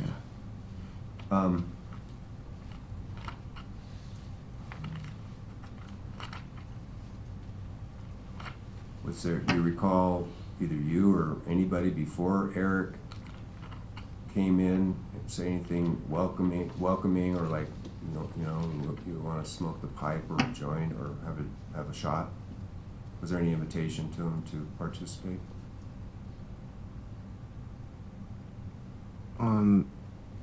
Before No, I Eric, think in that he- short period of time, before Eric came back in. No, I think he asked Austin. I think Austin or Dominic. They were smoking. He was like, "Can I hit that too?" Or like he wanted to Did they smoke share? too. Yeah.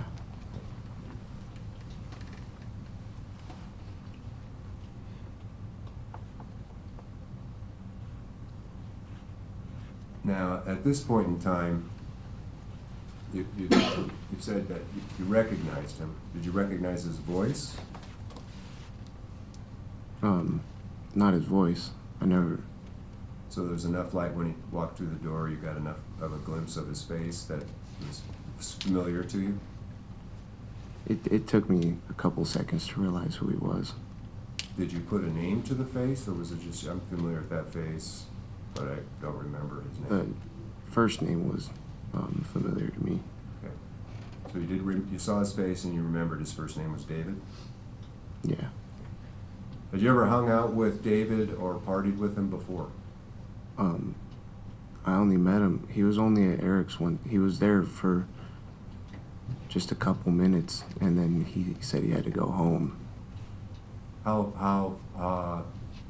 this is November 13th, 2016. Do you recall approximately how far back in time? Like, for example, had school started? Was it earlier in the summer?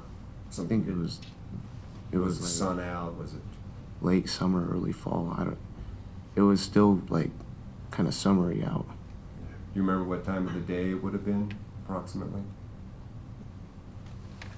It was like 4 or 5-ish, maybe. And were you already there at the time, or did you show up and you saw David there? No, I showed up and David was there with David Evans and Eric Just the two, David Evans and Eric Almendarin? and David Grunwald. Yeah. And where was that? Was that in the same garage? No, that was in Eric's room. Oh, in Eric's room, okay. And you recall where you made your way over at that time, that first time, from where you came from and how you got there? I don't remember. Probably riding dirt bikes or 4-wheelers or something. Did you consider yourself, on a scale of close friends to, hey, I just met him before, I just know who he was from Colony, in that range of knowing the person? Yeah, I've only seen him around at this school a few times, and I just met him the one time at Eric's.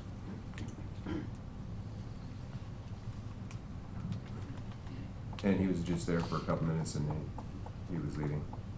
Yeah, he said like he had to be home at a certain time and he had to get going.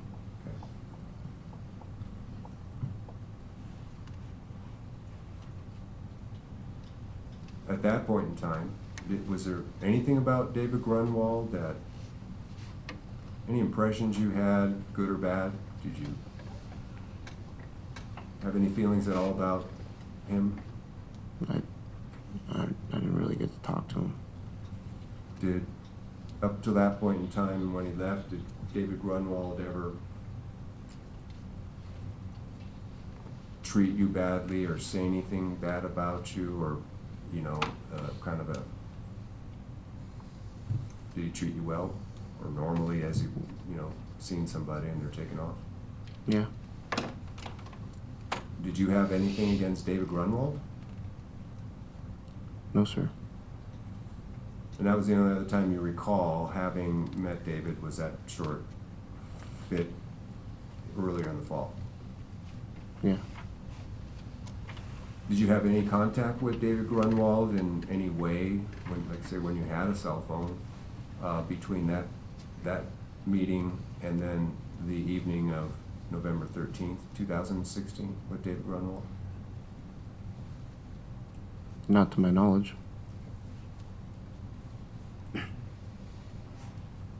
Did you have, so now, second time on 11/13/2016, was there any intervening event where you had some axe to grind with David Grunwald? Anything had against him? Any reason why you would dislike him? No.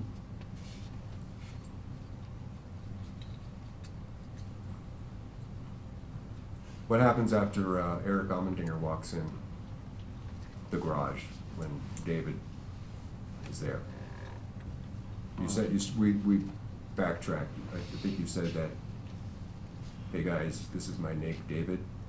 Yeah, he just kind of introduced him and tried to familiarize everybody with everybody. He's like, Austin, this is David. David, this is Austin. You know, just like.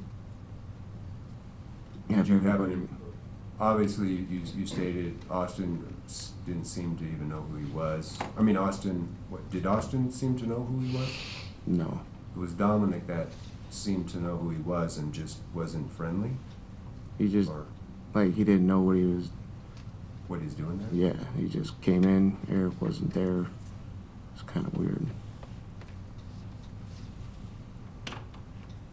Was he typically like that, Dominic Johnson, or was he more friendly to new people walking in? No, he's always kind of guarded around new people.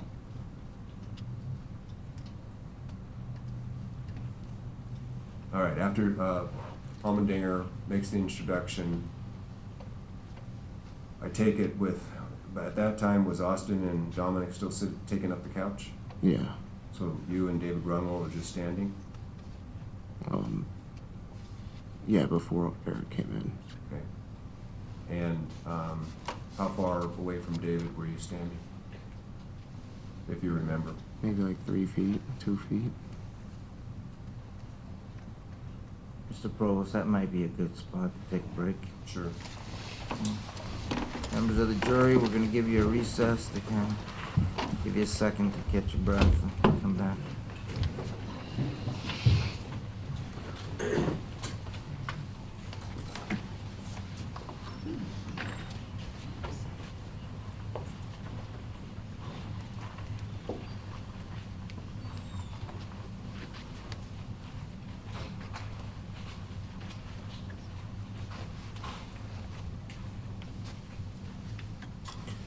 Okay. When you were outside, was it quiet or any discussion?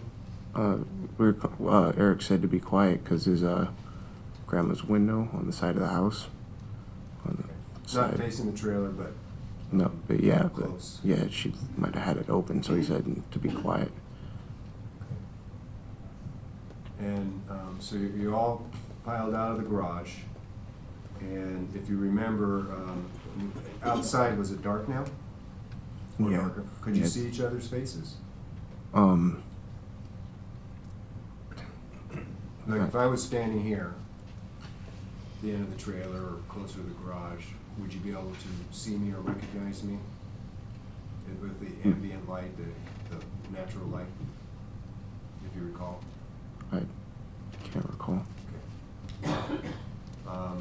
Did it take long for the door to get opened? 10 seconds. Do you remember who was huddled around, the door latch? We were all kind of huddled right next to the door that side. I don't remember exactly Do where you remember we who were the standing. first one was to walk into the camper? Not specifically. Do you remember where you were in line? Were you last, or did you follow somebody in? I don't specifically remember. So it's been an hour or so. About how many shots of liquor do you think you had at that time, considering, did everybody share? Did it just get passed around until it was gone, or did? Yeah, the only person that wasn't drinking was David Grunwald, because he said he had to drive home. Okay. And is it like, you know, this whole thing about, did anybody say, hey, how come you're not taking a shot? Did you say, look, I'm not drinking because I got to get home, I got to drive home? Yeah, he said he had to go home. Did somebody offer him a shot? Or he just passed on the bottle and said, I got to drive? Yeah, somebody tried to pass him the bottle, and he was just like, I gotta drive home. Okay. And do you remember if David went in before you or after you? To the camper? Yeah. Yeah, into the camper. Or did David go into the camper, obviously? Yeah, David went in there. At that I wasn't last, but I don't remember who went in first. Approximately how many shots of liquor have you had at that point in time? If you remember. Maybe 5 or 6. Was everybody drinking too when it was passed around besides David Grunwald, or did others pass on after a while? Yeah, Dominic, Austin, me, Eric. Well, when Eric's not there just yet. Yeah, he's not there. Okay.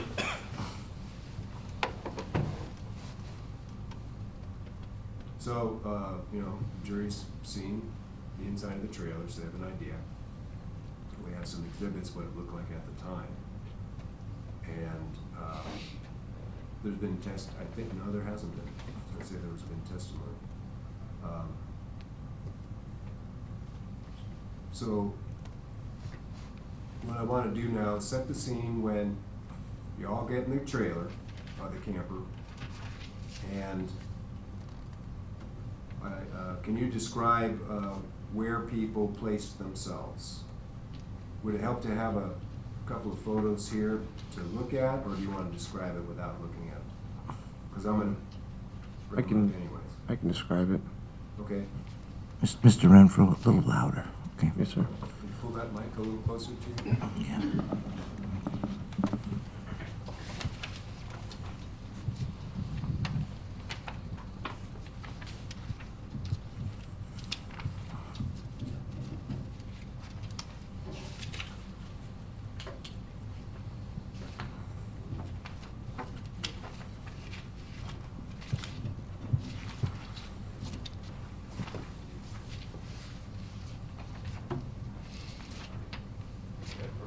Yeah, man. You're gonna need to speak into the mic too, so.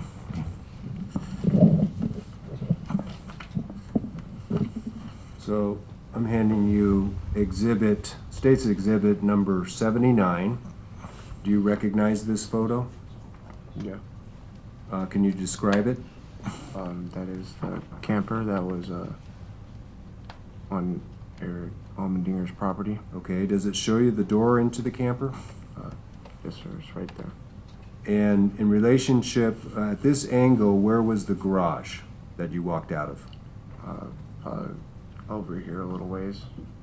So to the back of the camper, right? Yeah. And was the door to the garage, you just walk out the door and then head straight to the camper? Yeah, it's kind of, it's like perpendicular. Okay. So, Your Honor, may I publish You this may. photograph? In case any of the jurors, you know, had forgotten or want to refresh their memories, I'm going to pass this around so they can see the visual.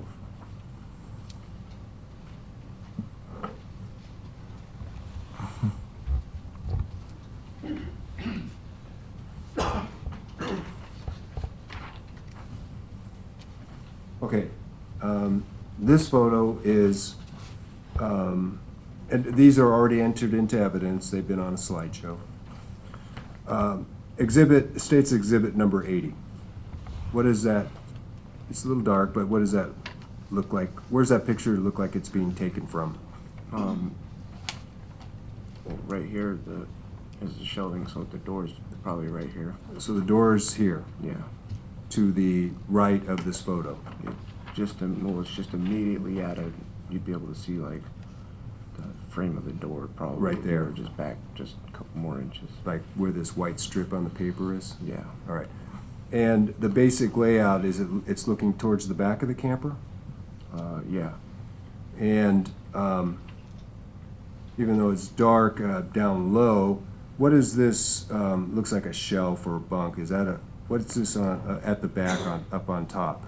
Yeah, it's a top bunk, but they were using it to put miscellaneous camping gear. What do you see? Camping gear, sleeping bags and whatnot? Sleeping bags, extension cords. And was there a bottom bunk or bottom bed? Yeah, there's a bed right here. And this seat, bench, cushion, is that what that is? Yeah. Is that up against the bottom bunk? Like there's a little wall right there. Yeah. But that's where seating for the table starts. Okay, and the other side of that wall is the bunk? Yeah. And how many inches above the bunk do you recall this bench or wall being? I mean, was it level with where you would lie down or sit down, or was it the wall a little bit higher? Probably about 6 to 8 inches. So, like, if the person taking this photograph was looking at this angle and at that distance, would the person lying there, could they partially be seen coming up above it, head or on a pillow or anything like that, or on top of a sleeping bag, or do you if you don't know, you don't have to say. I'm just, would a person be visible at this angle? Yeah, I don't know. I don't. Oh, okay. So, I don't think so.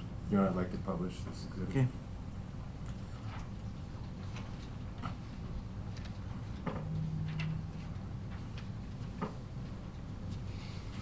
And then this one. What angle does that look like it's being taken from? This is State's Exhibit 81. Okay. That's standing right over the ledge where the seating for the table Okay. / bed. So this is the back, this is that wall you're talking about. It's actually the backrest for the bench. Yeah. And that's the corner of the bench here, down on the bottom right. Yeah. And what's behind that wall? That is the far bunk. The lower bunk? Yeah. And what's on that lower bunk? Just a bunch of sleeping bags and blankets and stuff. All right. So you recognize that first photo, that the trailer was sitting where it was when you guys had gone into it? Yes, sir. And do you recall any sleeping bags? Is this, I mean, do you recognize any of the camping gear on that bunk, the sleeping bags or anything? Yeah. All right. Were you, when you got into the trailer, where did you go to sit? Nobody was on the bed in the back. They were all sitting around the table. So I went back there and kind of laid down. Okay. So people were the others were already sitting, but the bunk was available, right?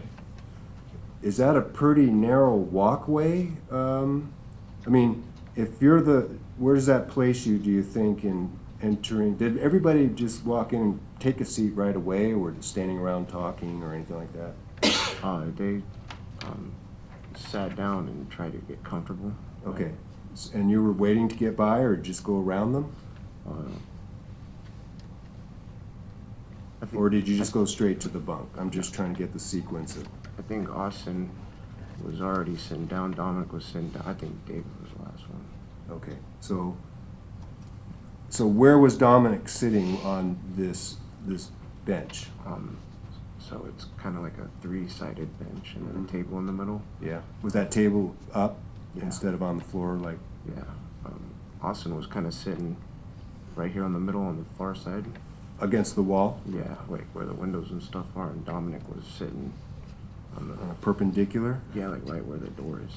Right, towards the door, not towards the back. Was there anybody sitting by this back wall? Not at the time, but I Okay. went and laid down. And you said you laid down on the bunk. Where was your head? It was probably like right in here.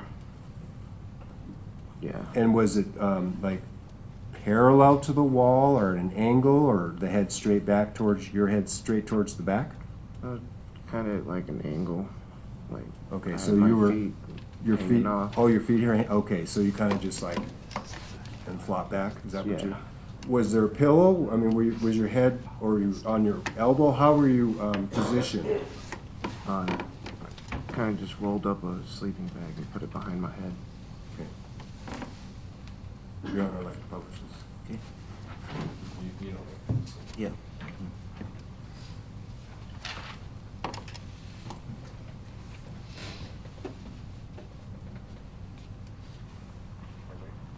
Yeah, you might want to. Now, where was David Grunwald while they're passing that around? I'll stay here. He sat down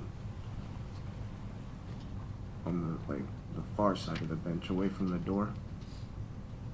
You mean that wall you're talking about? Yeah, here's how the thing is. Dominic was sitting here, Austin was sitting here, and David sat down right here. Then here's the bunk where I was laying Okay, down. so he was sitting close.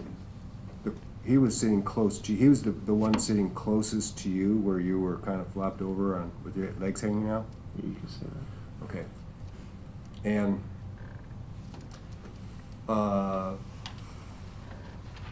did you turn on any lights or electricity or a heater? Eric hadn't plugged it in yet. It hadn't been plugged in. Okay. So is it just light from the window, or the windows covered with shades, or was there light? Where did the light come from where you could find a place to sit? So there were blinds, like shades on the windows, but there was it wasn't like a full cover. So at the very ends of where the shade met, there was a little bit of light coming in from there, and then people who were on their phones. So Dominic was on his phone, and Okay. I think Dave was on his phone. All right. So you're on the bunk, halfway on, or legs hanging off, but prone. And David's just on the other side of the bench from you. Yeah. And then Austin was on the bench parallel to the wall. Mr. Provost, a little bit louder. I don't think everybody can hear the answers from both sides. Is that right? Yeah. And then Dominic is on the perpendicular from the door, close to the door. Yeah. All right.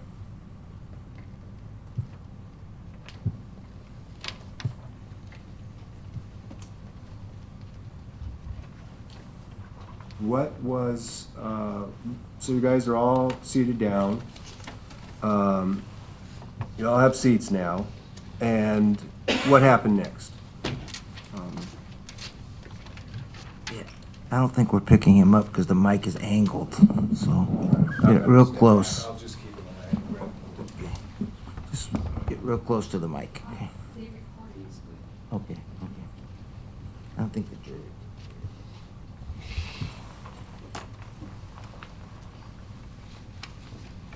And just so the jury knows, this is also part of the recording. We are getting a good recording according to the clerk, so, yeah. Go ahead. If you remember, you got the exact time, and I mean, not the exact time, but you'd just gotten into the trailer. You guys found a place to sit or lie back a little bit. Who's using phones at that time? They go straight on the phones, or did they have any chit chat or talk or? There was a tray and like a metal grinder that you put the weed in. Somebody was they pulled that off of the top bunk, and they were grinding up some weed, and they were talking about rolling up. We're trying to avoid the they thing, you know. So if you remember, you say, I don't remember, but you were halfway lying on the bunk. Somebody reached up over for a grinder, right? Do you remember who reached up for it? David or Austin, I don't remember. You don't know which one, okay. How high are you at this point? You've had a few shots and you've been smoking dabs and smoking weed for 2 or 3 hours? Is that fair to say? Yeah. How high are you at that point? Are you conscious? Yeah, I'm awake. Are you tired? Yeah, I'm pretty tired. But you feel high. Are you feeling good or sad or what? Yeah. Remember how you felt at the time? I was feeling all right. Pretty high. So somebody's grinding it on the counter or on the table where everybody's sitting? Yeah, on the table. Any talk or discussion? A little bit. Not, I don't remember exact conversations. Okay. You don't remember any particular subject? No, sir. All right. And then what happened? Like when the joint started getting lit up, Rodney he walked right up to the camper, and he opened the door, and we all like just stopped, and he reached into the drawer, and he pulled out a key, and he like locked the door from the inside. Hold on.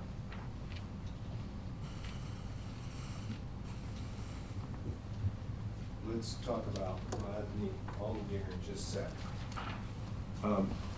This is states exhibit number 76, and speak up. Don't, I mean, just keep, I should get in front of you. I'm talking into the mic. Can you pull up a little bit? Your seat go up at all? Yeah. Your legs, I mean, your knees bumping?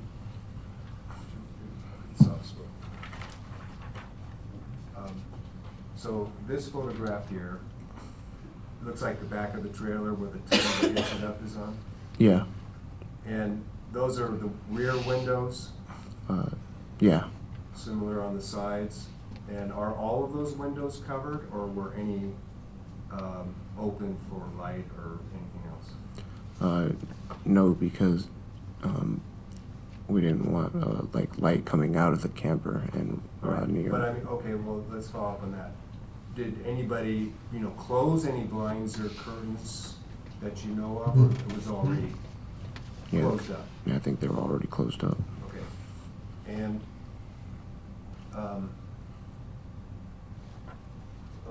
Your Honor, I'd like to publish this just to. What number was that? This is number 76. Okay.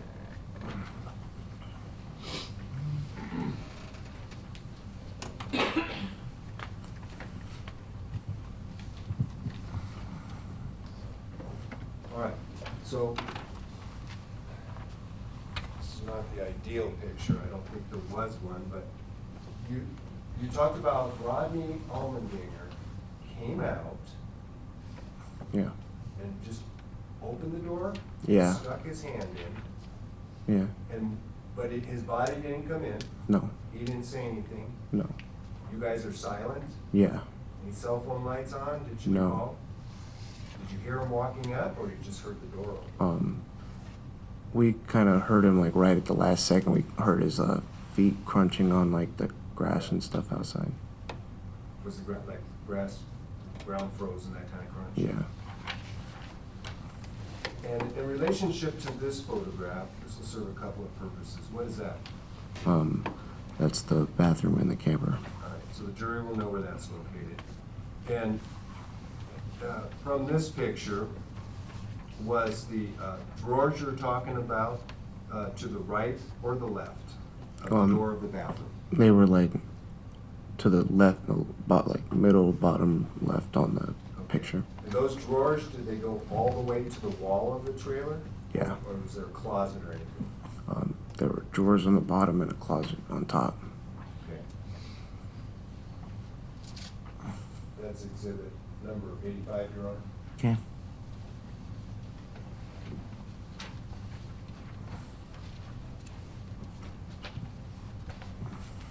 Should I just hold on to these for now, give them all at once? Should I hold on to these and give them to you all at once? You can just, thank you.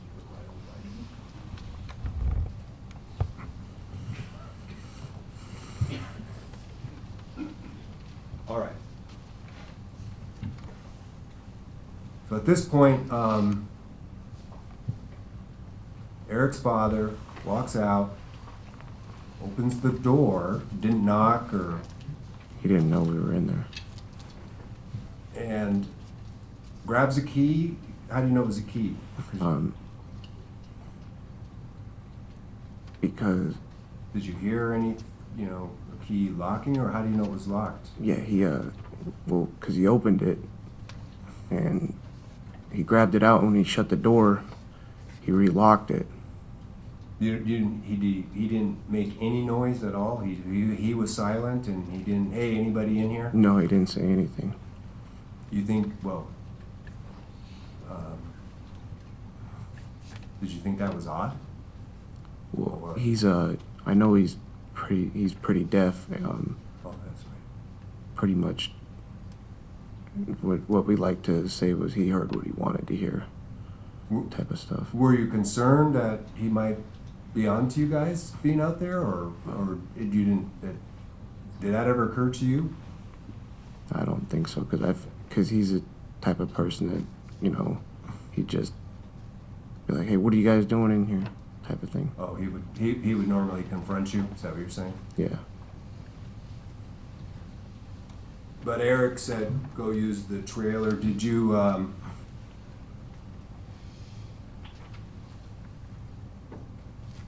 did you think that if Rodney Almendinger knew, he would be disapproving and kick you guys out? Just speculation. Well, it's his state of mind, Your Honor. What did you think about that? I think he already answered the question, what he would most likely do, so I think I'll sustain the objection. All right.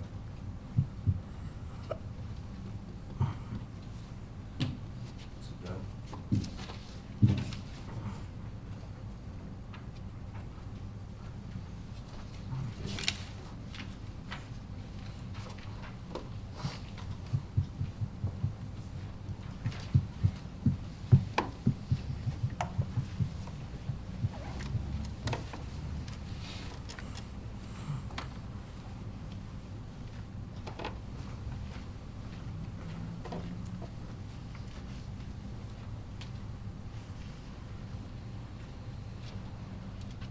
So this scene's really important. That's why I'm being so specific about the series events and trying to keep track of the timing, okay? We'll move more quickly, hopefully, after that.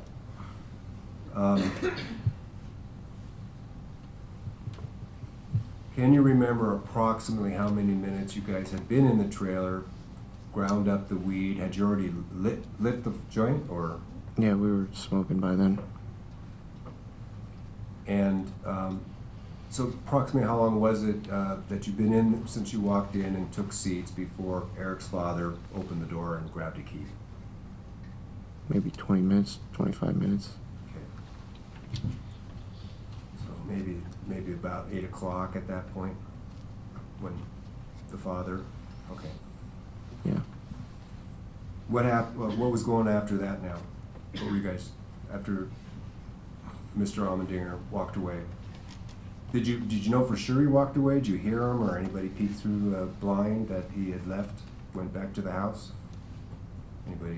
Anybody be concerned that it was safe now, not to make, that he's not just there? I don't remember. Okay.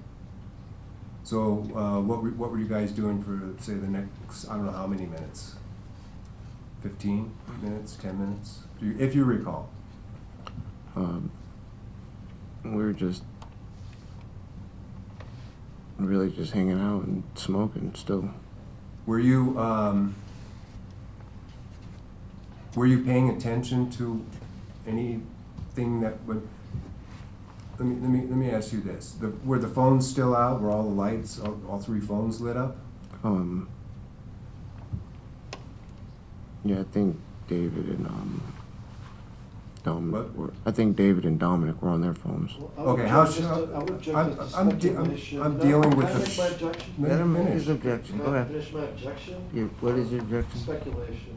I think. It's either he saw it or he didn't. That's fine. So, I was trying to say, think is not going to cut it for this. If you don't know, you could say either or both, but the words like think or maybe or probably, we want what you recall, and if you don't recall, just say so. No think or speculation. It's fair objection, okay?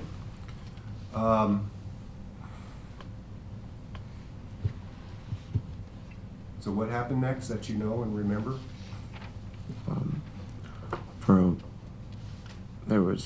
We were all just kind of hanging out, and Okay. there was some talking, but I don't remember it. Were you engaged in any of it? Or were you still just kind of with your head down, half your body still hanging off, your legs still dangling? Yeah. And did you ever sit up or get on your elbow or engage in, listening in or engage in any conversation that you recall? I was like half-heartedly tracking it, but I wasn't really giving any substance to it. I don't remember. Do you recall, I can understand, but do you recall anything specific that caught your attention, that made you listen in any more? Not really. Did the voices sound like they were angry or just normal conversation? Just normal conversation. Okay. Then, so that goes on. What's the next thing you remember of significance?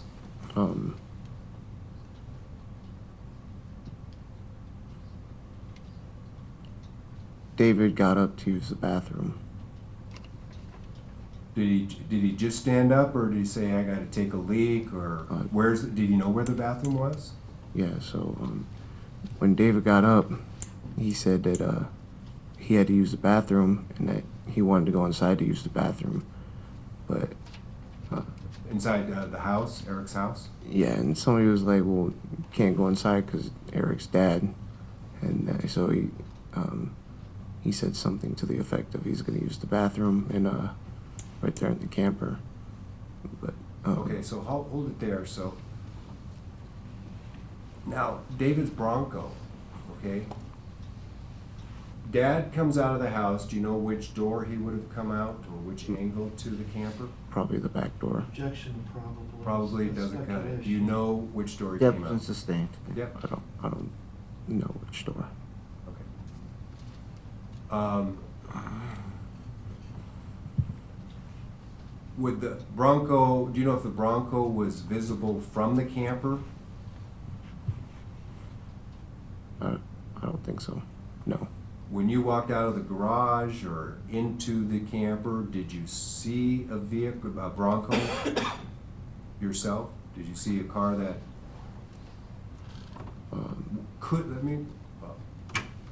would it be visible if you did see it? From the camper, no.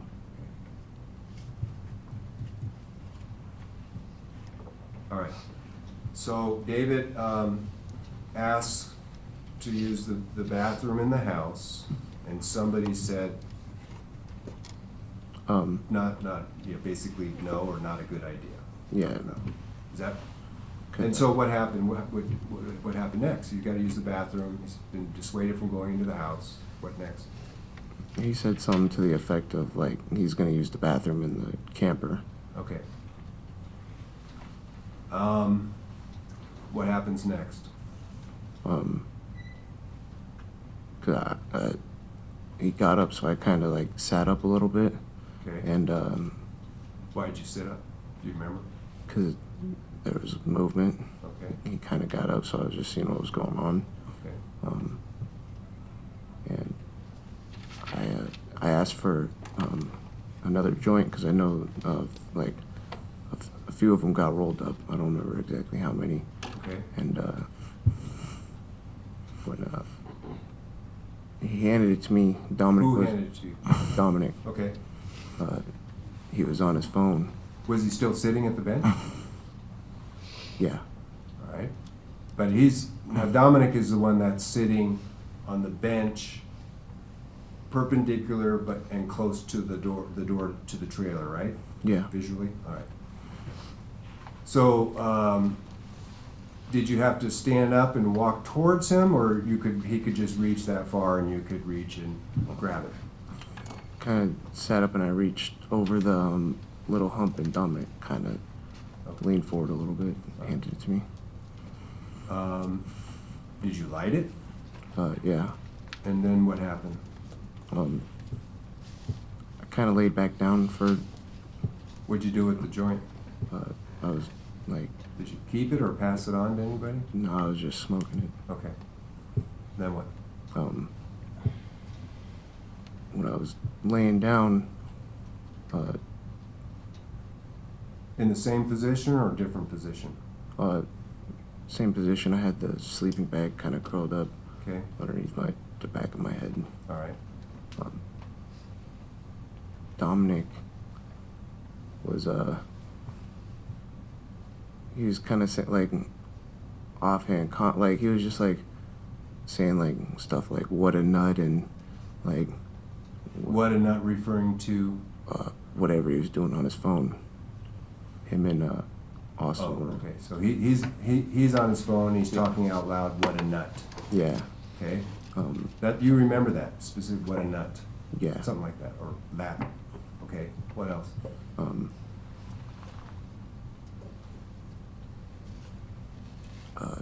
They were kind of, in general, this whole time we were all kind of talking quietly because we didn't want Yeah, Grandma upstairs to hear, but they were talking kind of a little bit quieter. but David's in the bathroom right now. Yeah, Did he close the door? yeah. Okay, And they were kind of talking, and Dominic kind of moved for the door, and Eric opened up the door. so, talking to himself, or when you he- say they, who, Dominic is talking out loud, or not loud, but it's audible, who's he talking to? It's him and Austin that are. Okay, is Austin still sitting on the bench, or is he Yeah. moving? Okay, he's in the same position where he was before, when he first sat down in the middle, against the wall? All right, so Dominic gets up, and then what? Do you hear some talk? Do you recall what Dominic was saying? Like right before Dominic got up, it kind of like got to a hurried conversation, and he got up, and like right as he was getting up, the door opened, and Eric, like, All right, so a hurried conversation. Do you remember? Do you have a sense at all? Do you recall any sense of what this hurried conversation was about? I think If Objection to, I think. no, if you think you so Objection sustained, so. right. he right before he got up, he said the last words I think I caught were "right now." That's the only part of the conversation I really caught. You heard the words "right now," Yeah, and whose words? What mouth did those words come from? Dominic's. Okay, and then what? Then Dominic got up, And then what? and at like right as he was getting up, like standing up all the way, Eric opened the door, and Did Eric step into the camper? he put there's a little like step. Yeah. He like stepped onto the step right before he came in, and he handed the backpack to Dominic. Did he say anything? Eric, that you know, that you remember. I don't remember. Did Dominic say anything He when Eric passed off this bag? he said something like "ride on" or something like, like Just an acknowledgement, Yeah. nothing of, okay. Objection to something like speculation. Do you know what Sustained. what did he say? Can you, if you don't remember his words, that's fine. You just say so. I know you're trying to put context to the, Objection to what Actions, the provost but- thinks his client's trying to do on the stand. Just ask the question. no, I think, or that kind of stuff. Did, so Eric only put one foot in the camper. How long did that take to pass off this backpack? 10 seconds to 7 seconds. And did he come in or just leave? He said something like, If you don't know what he said. he said exactly. he said something, the words to the effect of "I'll be right back." Right.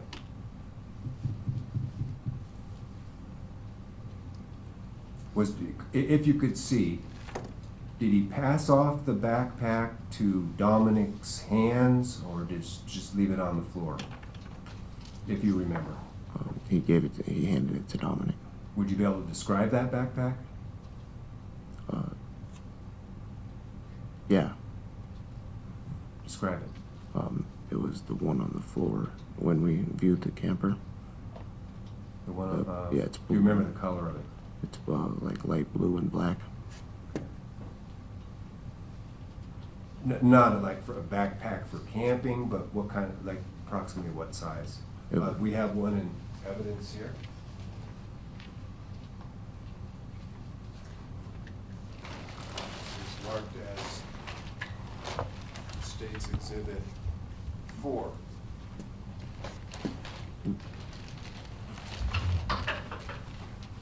Bigger than this size, or is this the backpack?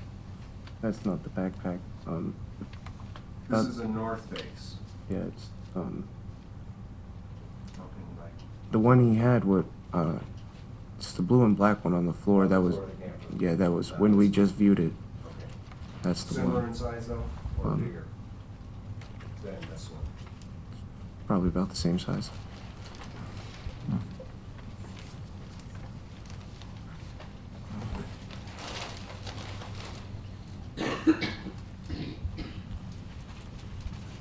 Did you know what was in the backpack? Not right away.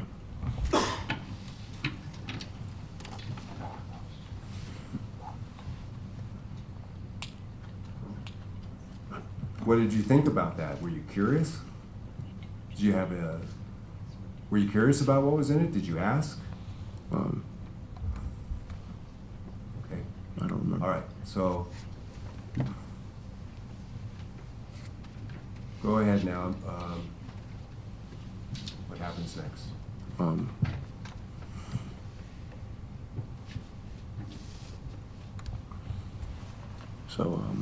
When Dominic got the backpack, he moved back and he's kind of standing in front of the bathroom door, and he has his foot like trying to wedge right where the door opens from, and he was reaching around in the backpack, and Oh yeah, so he first put his foot against the bathroom door and then he's reaching around in the backpack? yeah, Is he holding the backpack? Could you see him holding it, or was the backpack on the floor? he was like holding it with one hand, and he was digging around in it. Which side of that bathroom door was his foot on? If you were looking at it and the foot's been around From the front door where you come in. to the bathroom door. David's in the bathroom door still, right? Yeah, All right. And which side of the bathroom door was Dominic Johnson's foot? the corner closest to the door you come in, Okay. so like the So if you're bottom. looking at the bathroom door bottom on the left. left side, which way does that door open? It opens towards the away from the door, or like away from this door. Right. It opens towards, does it open to the inside of the bathroom or the Oh, outside? outside. All right, does it open towards the entrance of the camper or towards, the counter area? Towards the counter area. So his foot is on where the latch of the door would be, or the handle? Yeah. All right, so we got a visual. Meanwhile, how long do you think David had been in the bathroom? Probably a period of 4 or 5 minutes. Well, did it take him that long, or did he say something, or at some point, was he done and trying to come out? Yeah, like while Dominic was digging in the backpack, David tried to open the door, and Dominic still had his foot. Did you see him pull anything out of the backpack? Not right away. Okay. I didn't.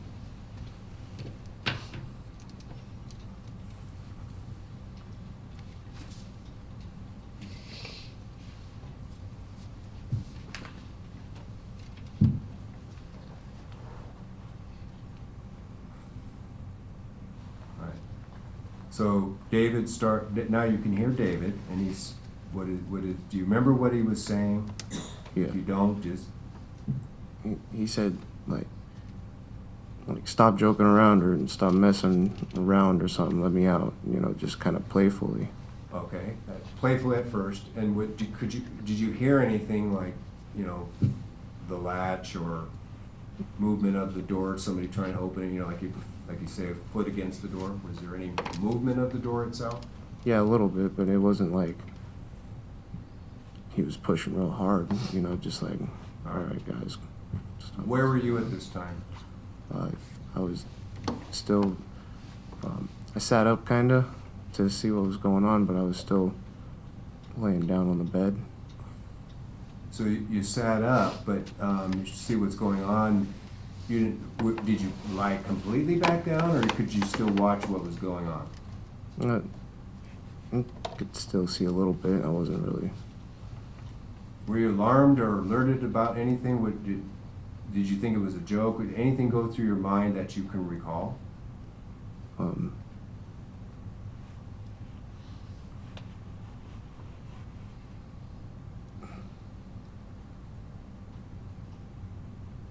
Dominic or Austin.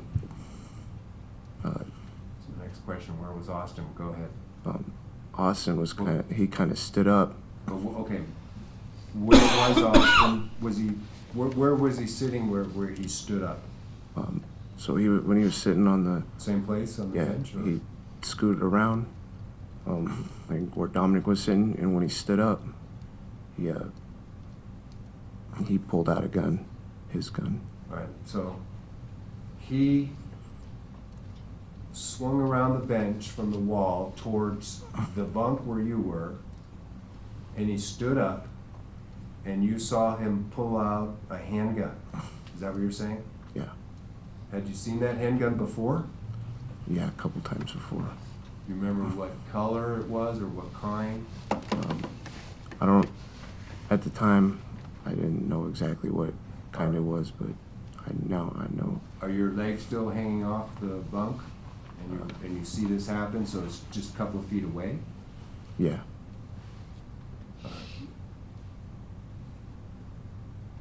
Now, what are you thinking? I wasn't really alarmed. I mean, I've seen Austin with a gun before, but I've never seen. What kind of gun was it? It's the 9mm. Does he usually carry it when you've been around him, or just sometimes? Sometimes he doesn't always have it with him. Did he say anything, or he just pulled it out? He mumbled something. I don't remember what it was.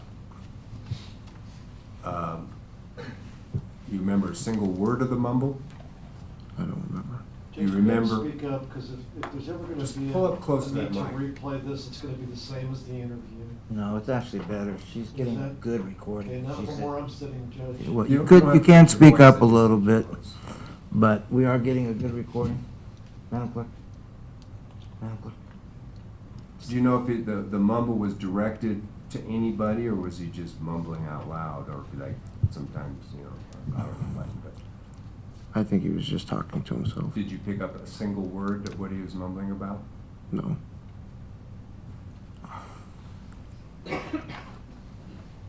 David's still in the bathroom. Is he saying anything else? Is he continuing to say, let me out, or unlock the door, whatever? Yeah, that was only for like just a couple seconds, and once he started saying something, that's when Austin got up. And once Austin got up and stood up all the way, Dominic let him come out. And when he opened the door, Dominic started pistol whipping him.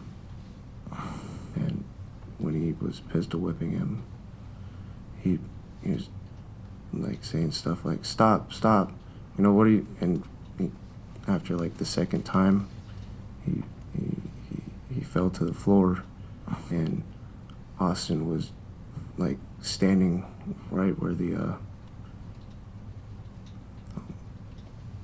he was standing like where the bench would meet, like directly across. So I couldn't see exactly how many times, or I don't remember how many times Dominic hit him, but he hit him 7-10 times. And Dominic said something like, Well, something like, fuck, I tried to knock him out or something like that. I didn't, I was just, like, I didn't really, it all happened so quick, I didn't know exactly, like, what was going on, or, and when Dominic was, after he hit him a few times, David's like, he's like he's like crying, sobbing, but quietly, like he's like, I don't, like shuddering, like he couldn't, like, he was trying to catch his breath, and like just maybe 10, 15 seconds later after that, Dominic, like, he stopped hitting him, Eric came in, and Okay, hold on.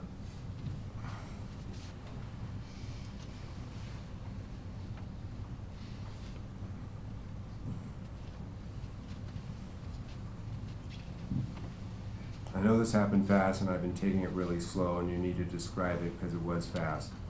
What about Austin? Austin was like kind of standing there. I don't know what he was doing, but he was standing there. He had his gun in his hand, the black one, and then Dominic had the gun that he got out of the backpack. All right, did we miss anything here so far? Dominic's beating on him. David collapses to the floor. And what is Austin doing? He's just like kind of standing there, like in a defensive position, but he didn't do anything. He wasn't doing anything right there. At that time? Yeah. In this pistol whipping moments, at any point in time, did you see Austin also hit David on the head? No. Why do you think I mean, what's going on in your head as this unfolds in front of you? I can't really tell you. I was, because it only happened over like 20 seconds, 15, 20, 25 seconds. And I was about to say something, and then Eric walked in. He like opened the door and came in, and he said, like something like the words to the effect of, you guys already get the guns, and he kind of like seen what was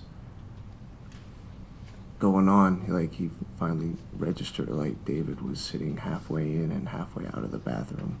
Sitting up or like He was like curled in between the wall and the toilet, like he was trying to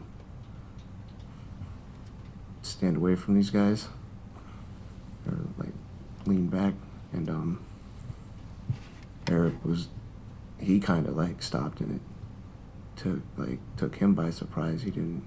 Objection to speculation as to what's Sustained. going through Allmendinger's mind. it's what you observe, what you hear. It's not.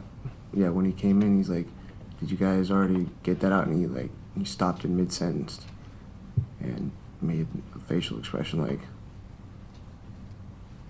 and then I was like, what was going through my mind was, I was like, well, what? I didn't know what it was over, really. Finish that. What would, to recall, you just witnessed this pistol beating. You testified you didn't know that David very well, but he seemed like a nice guy. And you testified you didn't know about this plan. Did you say anything like, what are you doing, or why, or thinking? I mean, what is your brain freeze? What is going on in your head? Did you say anything that you recall? I don't recall saying anything. Did you get up off the bench at that point, or were you still sitting on the edge? I sat up more. So instead of like laying down on my side, I kind of like sat up all the way. How did you feel? I shocked mostly. I didn't. It was also so fast. It was still registering, and Dominic said, "So, what are we gonna do now?" And Austin said, well, I don't remember exactly what he said. He said something like, we're gonna get in the truck and go for a ride now. All right, so.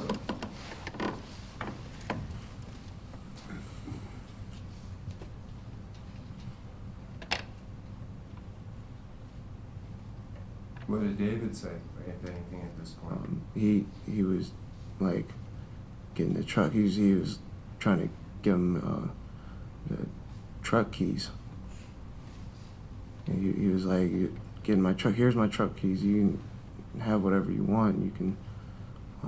Is he standing up or still? No, he's still lying down.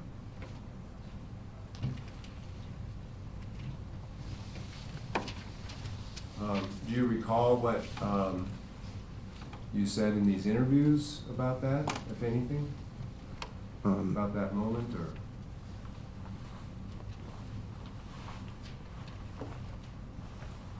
No.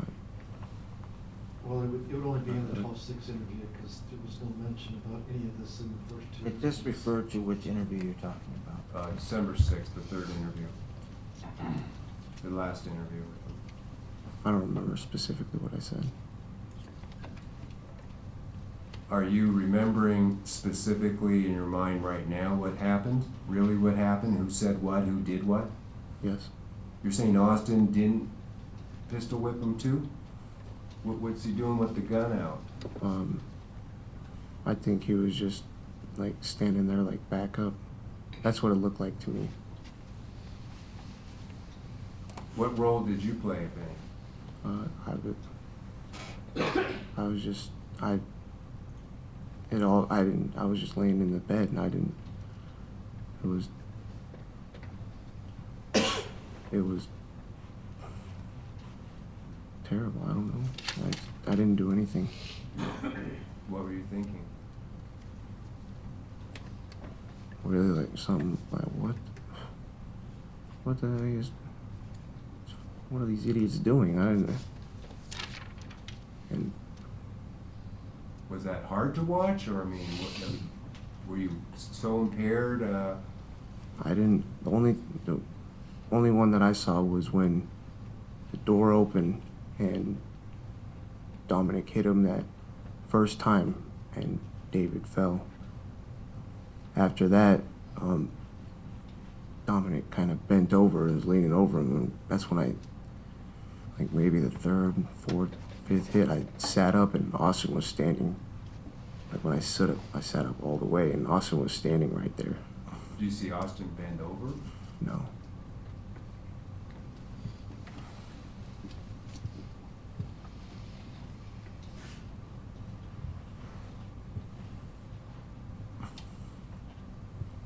At what, this I'm going to let you move forward a little bit. If you can recall,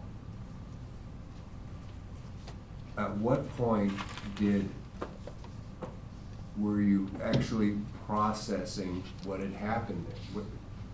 Was it minutes later, hours later, days? When you just witnessed somebody brutally beaten? Well, I'm going to object as to what processing, what happened, what does that mean? Same thing as thinking, feeling, processing what he just witnessed. think you can just ask him what was he thinking. I mean, he already answered that, so you gotta Yeah. be Yeah, more so specific with the move them question. up a little bit. Was there a time where you thought about this and felt any differently than what you're, or comprehend what was happening? I could, when something like that happens in front of you, did you come to a point where you were, I mean, you're describing a situation now. You described it once back in December 2016. You don't recall what you said back then? Once, because when they were, Austin said that, he's like, we gotta, something just like, we gotta get in the truck and we're gonna go for a ride. And Eric said, because I remember him saying, he said, he's a real mess. And Dominic said, well, we gotta take him somewhere. And Austin tried to like go around Dominic, like to get out the door. And Eric and Austin went out the door, and Dominic's like, get up. And he was like, Bradley, help him up.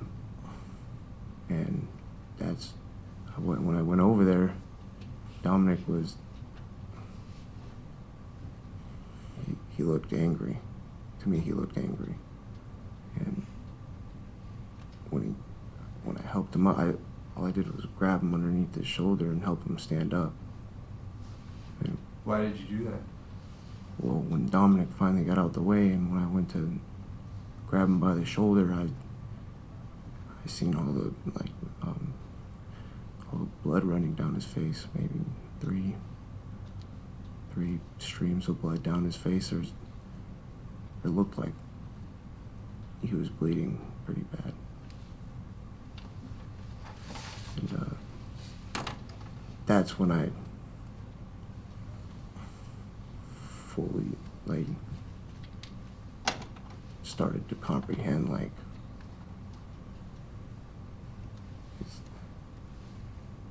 he did pretty much just beat him up pretty badly.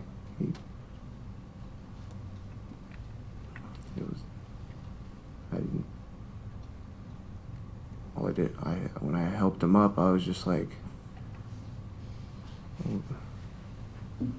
didn't really say, I was at a loss for words. Nothing that I could say at that point to describe what.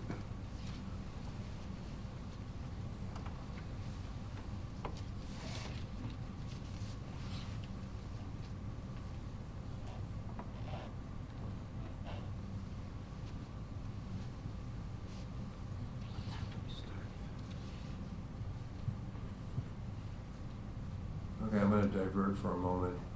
Fast forward. Interviews. On December 6th. Well,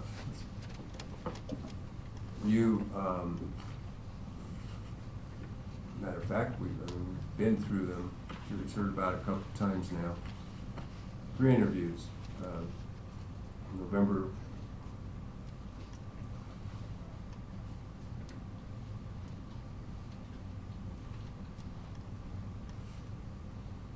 30th, November 16th, I believe, and then 12th, what was that? 26th. 11/26, 11/30, 12/6, 3 interviews. They were played. You were here.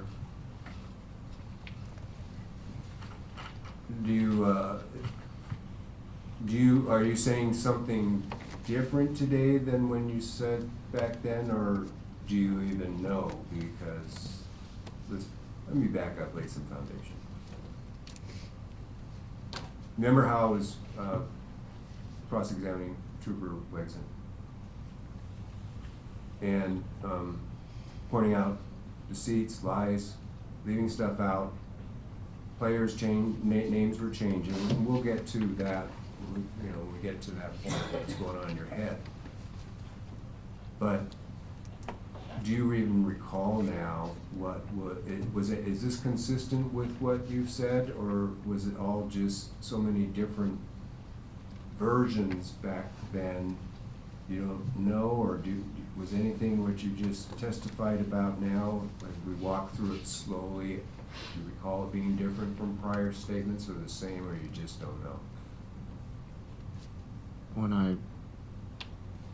About this incident, when I told Trooper Wegerson that it was all Eric, I was lying.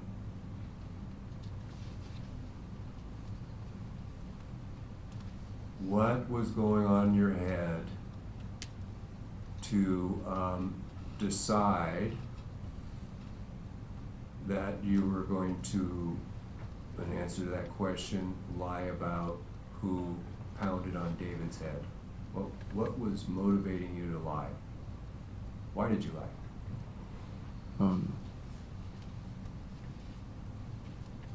So in the very first interview, when they picked us up on the side of the road on the 1126, we were in Alyssa's sister's car.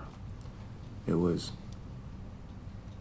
Mallory, Alyssa's sister, and Taven in the front seat, and in the back seat, Who's Taven? Dominic Johnson's little brother. Okay. And in the back seat, it was Alyssa, me, and Austin in the back seat. And You were in the middle, is that what you're saying? yeah, This is to your right or left? to my left. Okay.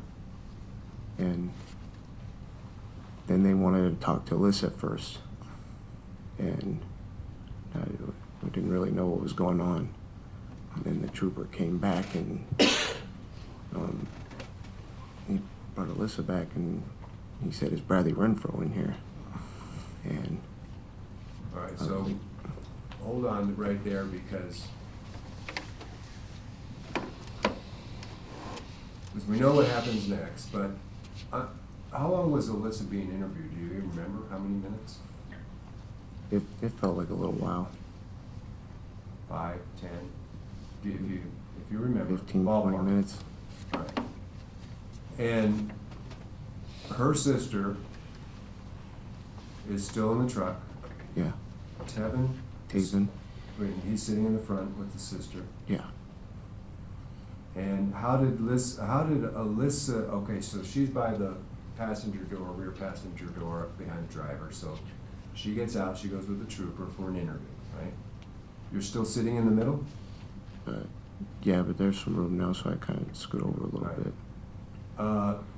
If you recall, was the trooper standing up, or did he, standing up and just, talking to her, come on out, let's go chat?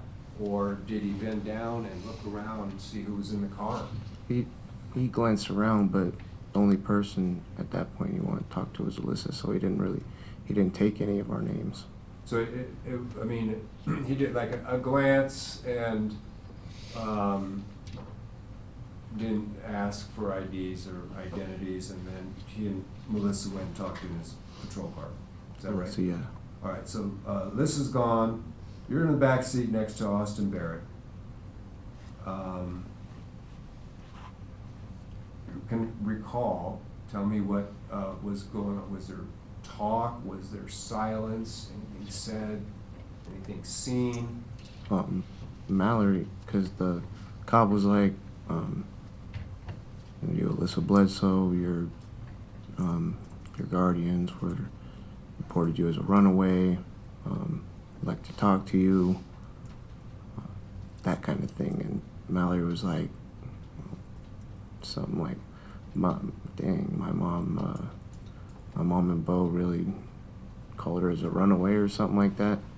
And it was kind of quiet in the car for a second, and Austin pulled out his phone, and he opened up his phone in Notes, a little app you can like type stuff up, and he said that He said or typed? typed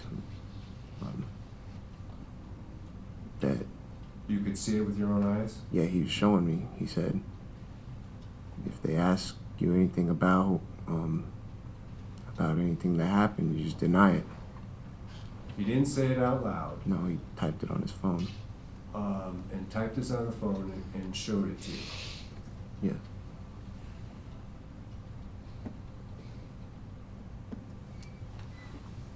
What kind of phone was this? Touch, I don't recall exactly. It was a touchscreen phone. Seen it with him before? I've seen it with him. You know if that phone in this investigation was seized and the data downloaded? Have you seen any discovery in that regard, or No, any of the social media chats or anything like that? no. Okay. So he typed something to you, a message to you then, instead of talking, is that what you're saying? Yeah, it's just like on Notes, you can open the app and type whatever you want, Right, and then you can just hit the delete button and it'll okay. delete all the letters. So, tell the jury again, what note did he have you read? No objection, here we said that. Now we're kind of rewinding, going Oh, forward. granted, rewinding. he's already put it on the record, so, well said. Frankly, I'd like to hear it again. I really don't, I don't remember. I know that he's trying to tell him something, and I don't know, I think I interrupted, frankly. All right. Oh, I won't, I mean, well, we can play it back. it's the first time I asked him to repeat something, because I just didn't hear it. Okay, go ahead.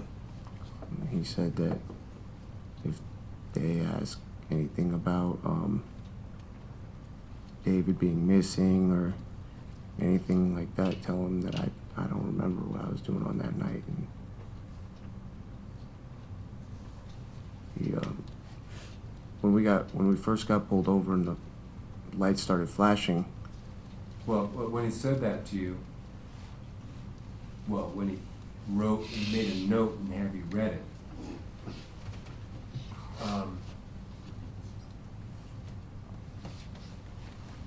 how did you take that? I mean, you take it lots of different ways. we'd have to put it in a context. After all this happened, on the night of the 13th, after everything happened, Austin said that nobody can talk about this. In that note, or said it some other time? This was on the night of the 13th. We put in, Where? When did he say that? Where on the night of the 13th? right after we got back into the truck after. Okay, so we departed from that scene. And I brought you to the interviews and asked you about if you recalled what you were disclosing at that time. So you went to the first interview with the stop, and you were saying that, we're not gonna skip over where we left off, so what I'm trying to do is simply do you recall what, let's say, we started at the 12-6 interview, and about the question I had was what you testified about today different from what you did 12-6, acknowledging omissions, deceits, even conflicting stories all in the same interview. Then you took us back first, I think you said for context. What is the context that okay, so go ahead. You have Was putting okay, what so, Austin was typing up in his phone into context. okay. Austin, after we got back into the Bronco, after Dave was murdered, Okay. Austin was telling us all, like, this is serious.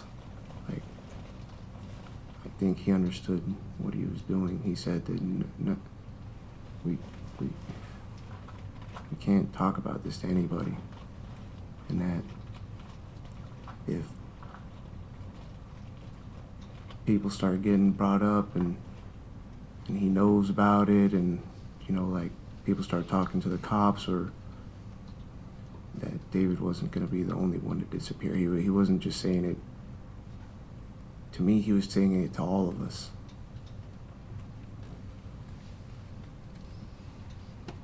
He was very adamant. Was this before you drove off the property? No. This is on the road already. Yeah. This is after David was murdered. But After he was murdered? yeah. That may be a good break to pause. It's almost 12:15. We'll give the jury their last break for the day, 15 minutes.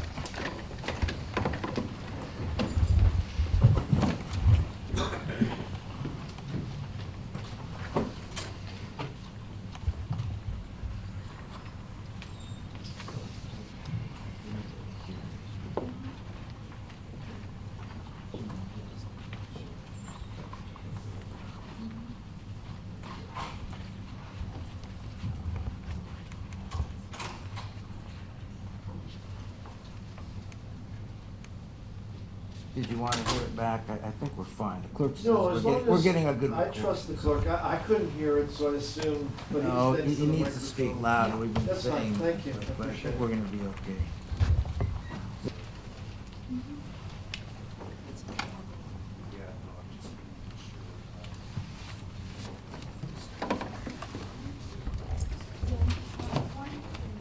He was never, no, he is. Yes.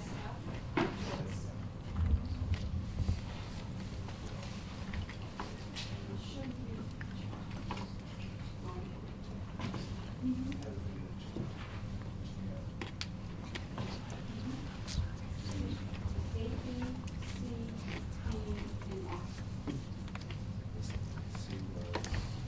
C is the Facebook messages between, and then A is the phone.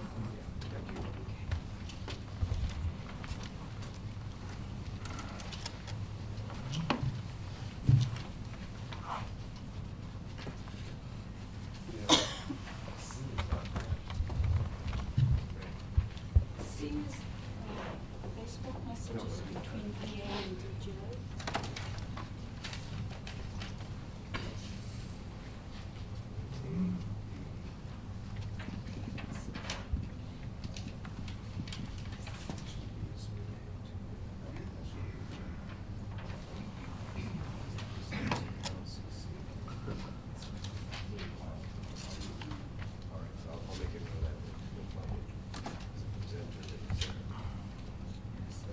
Oh.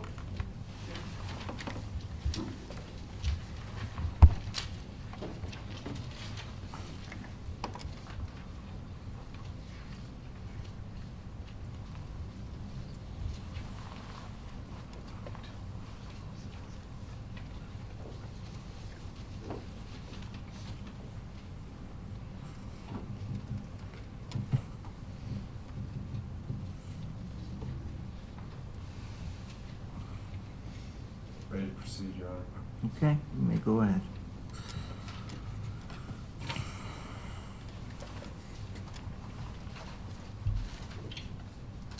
So just to let you know where we're going, Bradley, we're gonna switch gears here and go to another part of these series of events, and then we'll come back to where we left off later, okay? I have a couple of exhibits I'm gonna show you.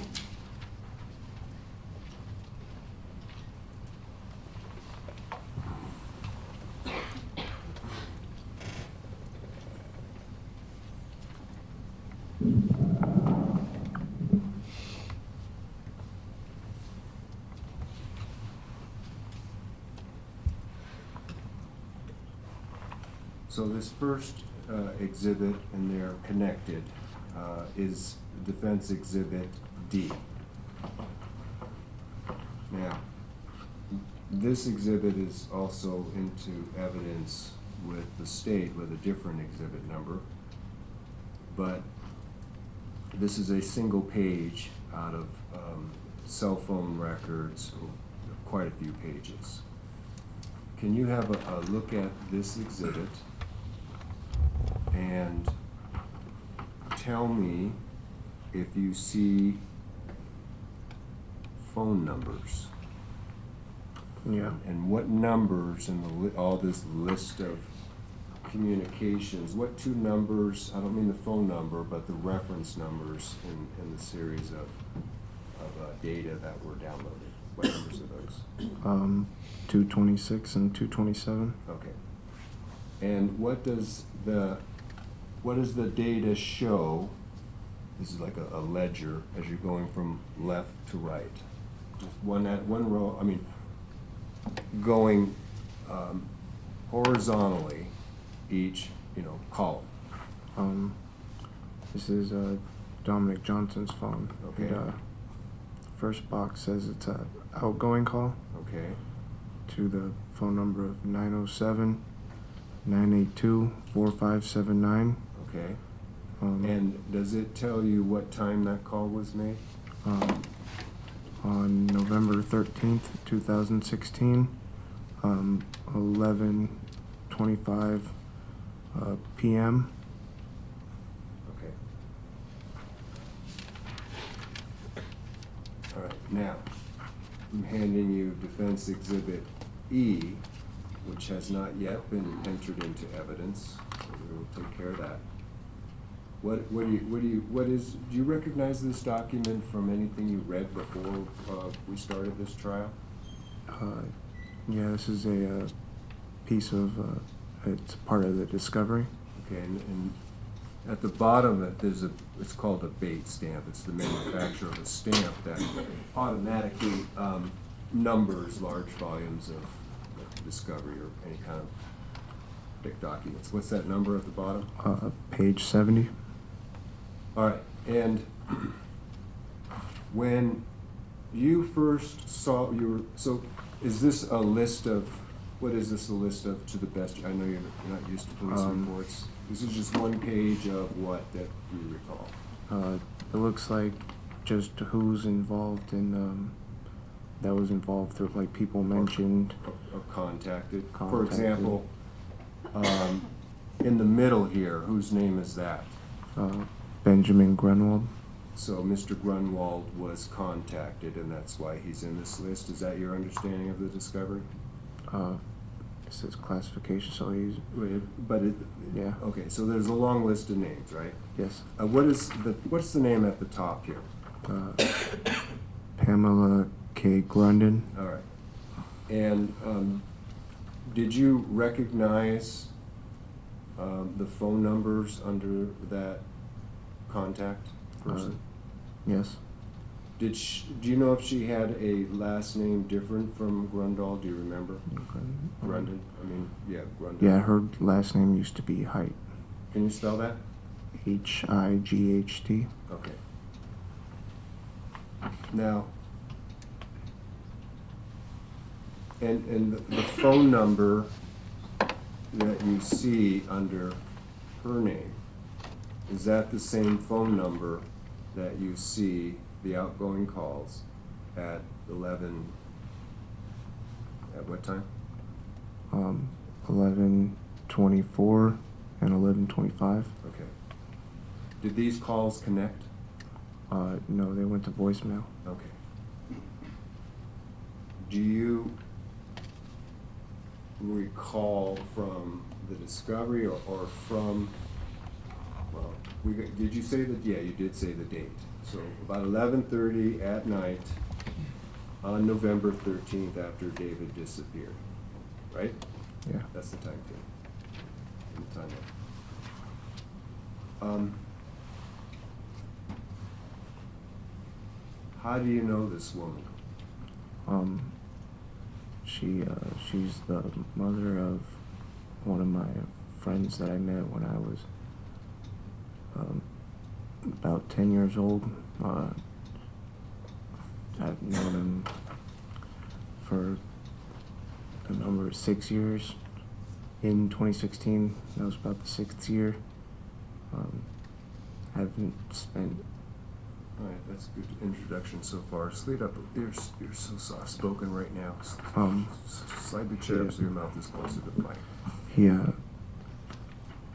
All right, so let me just run some short questions by you. Her son's name is what again?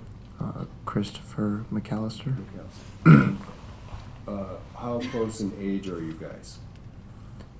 He's about a year younger than me.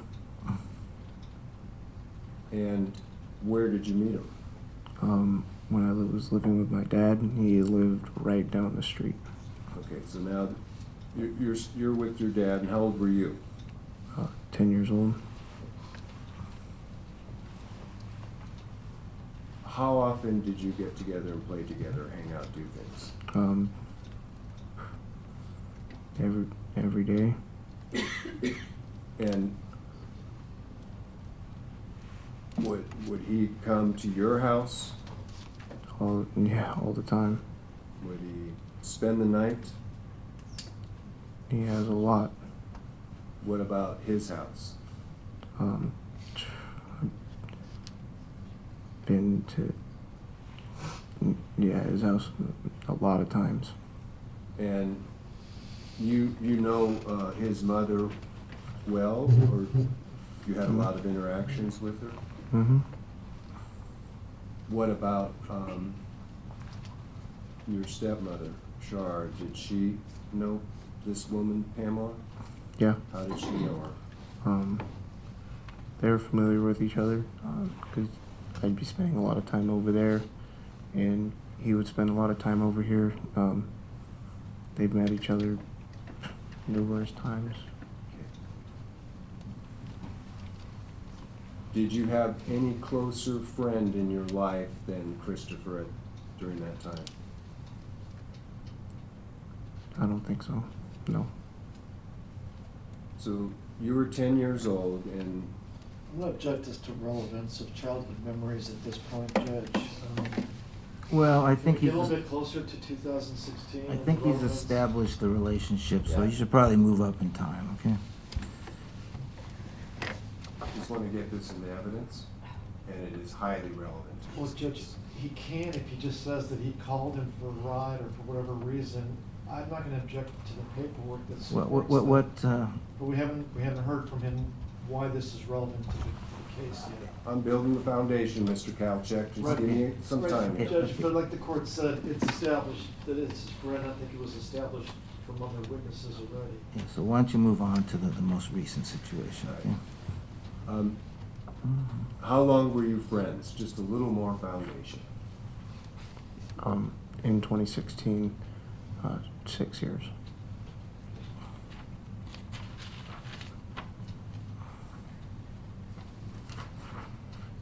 Do you know who made these phone calls at 11:24, 25, 11:13? I made those phone calls. Why did you make them? Because when we were at Devon's getting the gas cans, I wanted to stay at Devon's house too, but Austin and Devon kind of said that I couldn't stay there with them Why did you want to bail out at that point? because I didn't want to keep going further with this. I didn't want to. Did you want to, in the first place, be part of any of it? No. So you wanted to bail out at that point, and you were denied. Yeah. Do you know why Austin Barrett was able to bail out and not proceed further? I think he's closer with Devon than I was. And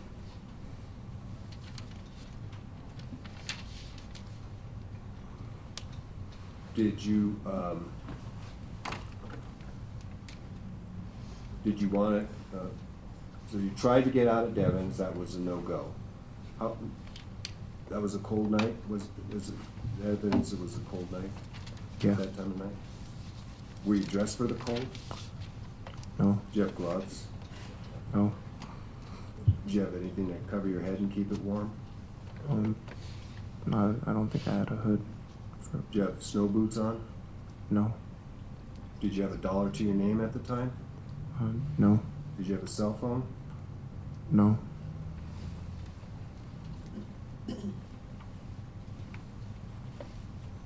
Did you feel like you had a choice to do anything else besides get back in that Bronco at that time? No. You've got the empty gas can now, right? Yeah. Did you know then you were going to a gas station? Yeah. Did you know what gas station you would be going to? I thought that they said the nearest one, and there's one. I'm gonna object to they because it doesn't really say who he's talking That's about. fine. Be more Do you remember- specific do you on who remember you're was talking about.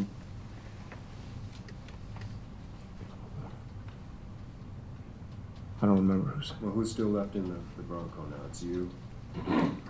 Me, Dominic, and Austin, or Eric. You, Dominic, and Eric. Who's driving? But Dominic is. Did anybody else drive the Bronco that evening while you were in the Bronco besides Dominic?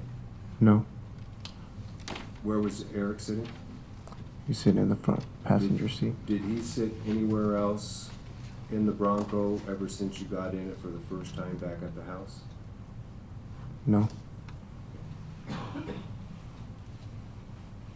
Where was the empty gas can placed? In the back seat. And as you drove away from Devon's, how long did it take to get to the gas station? Just a few minutes. Was there any, do you recall a particular person saying anything at that time? I don't remember who. Okay. Stuff. All right, then you can just, that's fine. So it's just a few minutes to the gas station. All right. Do you remember them pulling into the gas station? Were you aware of your surroundings at the time? We pulled in. Like there's a dirt trail off of a drive-in just before you get to where you pull into the gas station, and we pulled down in there, and Eric said that he said, "What do you two have? Should go get the gas," because Eric didn't want to go, and Dominic said that I had to do it because that he said that I hadn't participated in this anywhere. And he said that I had to go get the gas cans because it seemed like I didn't want to be a part of it. And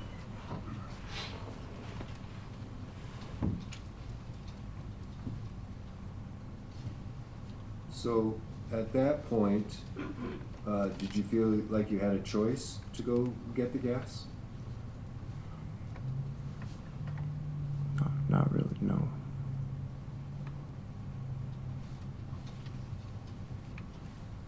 How long do you think you guys were sitting off on that? How far is this little dirt road you're talking about from the pumps and the cashier? 3-4 minute walk. So you had to walk that far, or did the Bronco Yeah. move? No, we- You walked 3 or 4 minutes to, okay. Yeah. So the car was nowhere in sight? Yeah. Did that seem odd to you? Did somebody say anything why they're parking where you couldn't be seen? Well, Eric was the one that said, we can't pull into the Holiday because it'd be on camera and Okay. And so they wanted you to go in because you hadn't, as you recall, done anything to Yeah. help out or yes, implicate yourself. Is that what you thought? that's what Dominic said.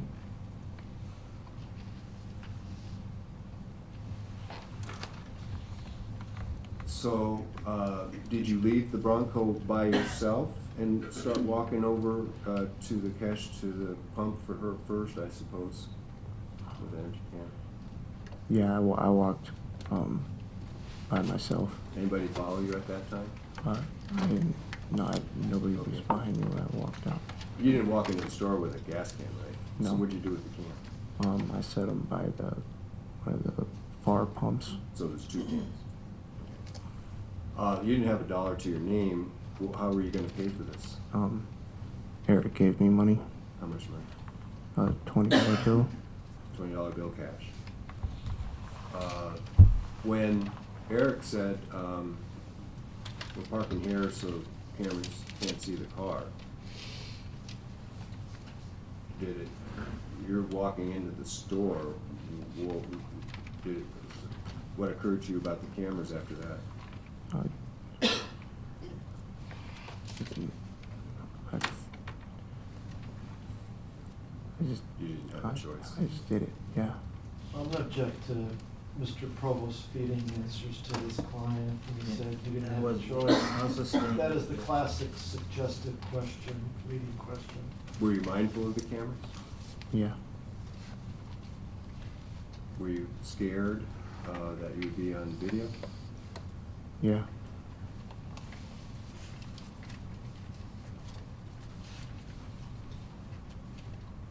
So why did you go ahead and put yourself in that situation and walk in? Because Dominic said that he felt that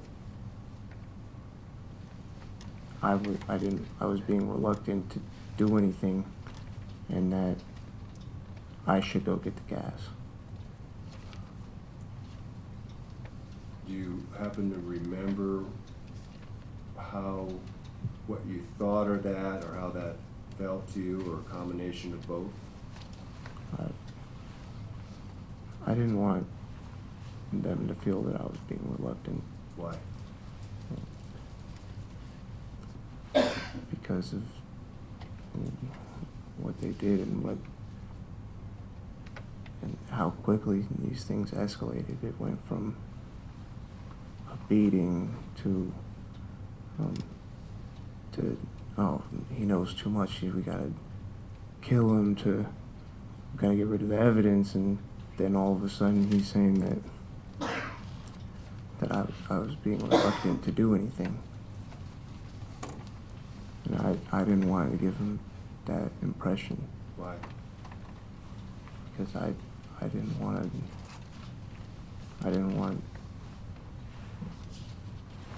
them to feel like I was going to tell on them, or that I didn't want to be a part of this. Or what would happen? The same thing might happen to me too. When was the first time in the series of events did you have that sense, if I said anything, like, it hurt me? Do you recall the first time that crossed your mind? When we were driving, just pulling out of the tsunami center, David was like, "Could you guys just take me home, or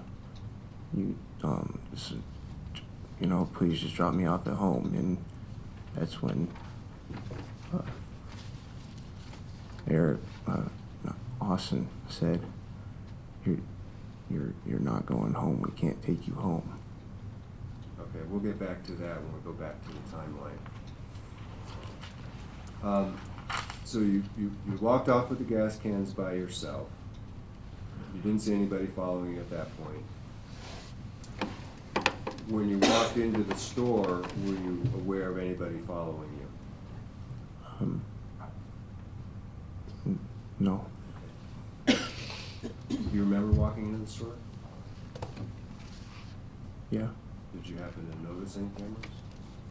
I didn't look around for him. Why? I don't know. I didn't want to seem suspicious. Can't hear. Can I ask a question? Not really. To you? Oh, to me? Yeah. Okay, come on up. Come on up, Mr. Johnson.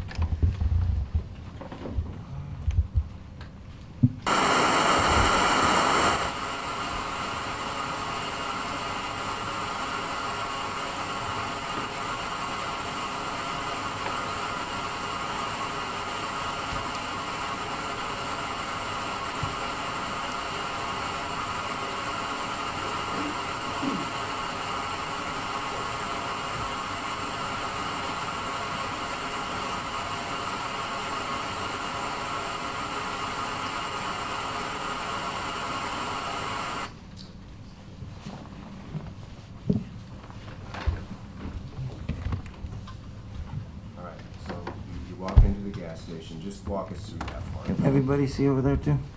Okay. When I walked up to the gas pumps, when I set the gas cans down in front of it, and I just tried to walk as normally as I could, and I went in and said, I got 2 gas cans I gotta fill up. I said something like that. Can I get $10 on the farthest pump over there? And he gave me $10 and change. Okay. And then you turn around and start walking out, or did you buy anything else or look around? No, I just walked right out. Did you notice anything as you were walking out? I could see that Dominic was standing by the pumps over there by the gas cans.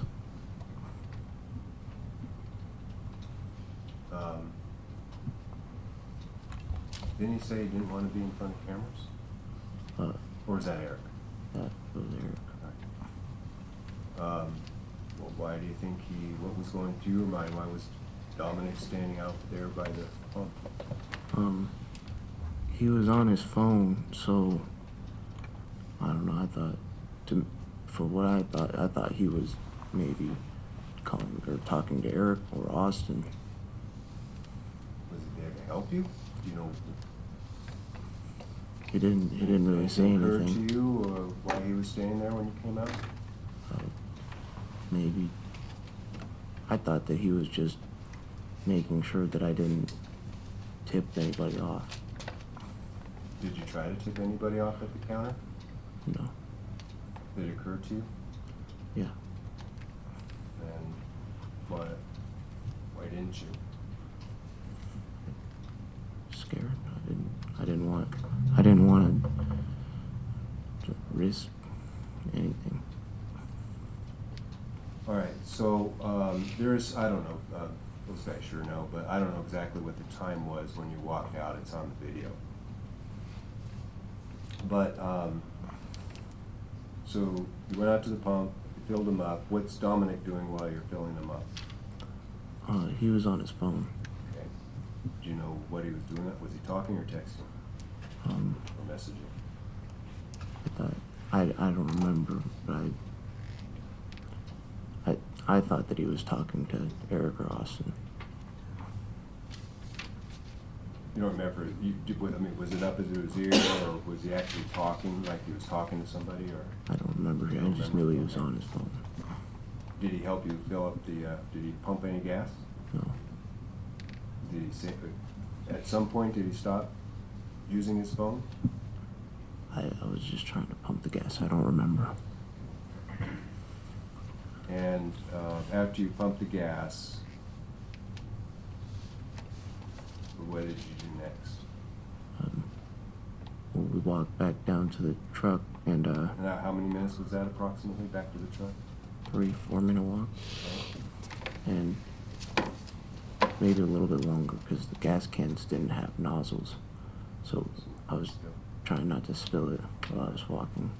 And once you got back to the Bronco, did you load the cans, put them on the ground, or load them in the car? We put them in the back seat, and Back seat? yeah, So, and you were sitting in the back seat? yeah. You could smell the gas? Did you stay parked there for a while, and was there any discussion about what next, or? They were talking about like where should we bring the truck? No, they, Okay, think so back. Dominic and Austin, or Dominic and Eric, and me, we were all discussing. Okay, so it was a three-way discussion about where to take the Bronco to bury. Who initiated that discussion? I don't. It was before we got the gas cans. I don't remember who. I don't remember who said to burn it. Was there an understanding where you were gonna go, or were you discussing it again? There wasn't an understanding. We were trying to figure it out. And you're sitting in the car, right? Or the Bronco, the truck. Was the engine running, keeping it warm, or Yeah. was there any discussion about anything else about the events of the night leading up to that point? Or is it just the Not Bronco or yet. anything else? Not at that time.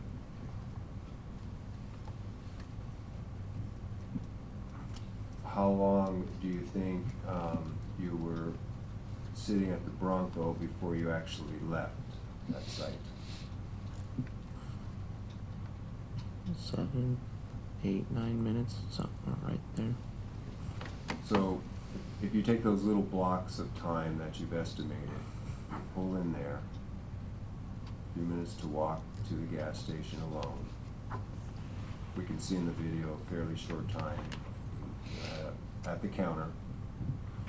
And then you walk out and go out to the pump, fill the gas up, you walk back to the Bronco, you're in the Bronco discussing where to go.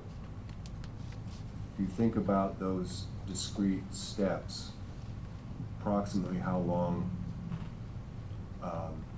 do you think that would have been? Maybe 12, 15 minutes. What's your best estimate? Okay. So, was a decision made before, is Dominic still driving? Yeah. Was there a decision made before you drove off where you were gonna go? Not right away. Now, we've already gone over the history of this number. A person mentioned her testimony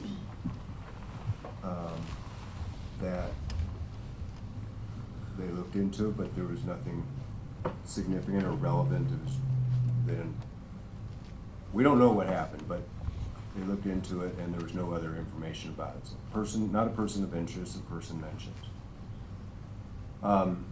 Who did you bring this information to? The first person that recognizing that number. What do you mean? Well, when did you first recognize this number? I knew that that's Yeah. Chris's mom's number. Yeah, when do you recall first? That's Chris's mom's number. You recall when? Was it before trial? A year ago? Do you remember? Right when I was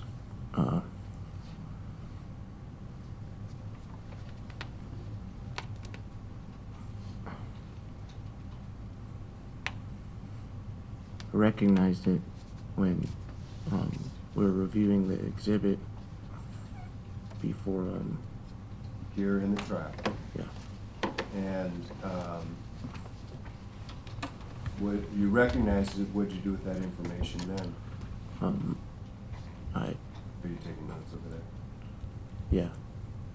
I wrote it down and I told you, and I told you when I had discovery, my first lawyer.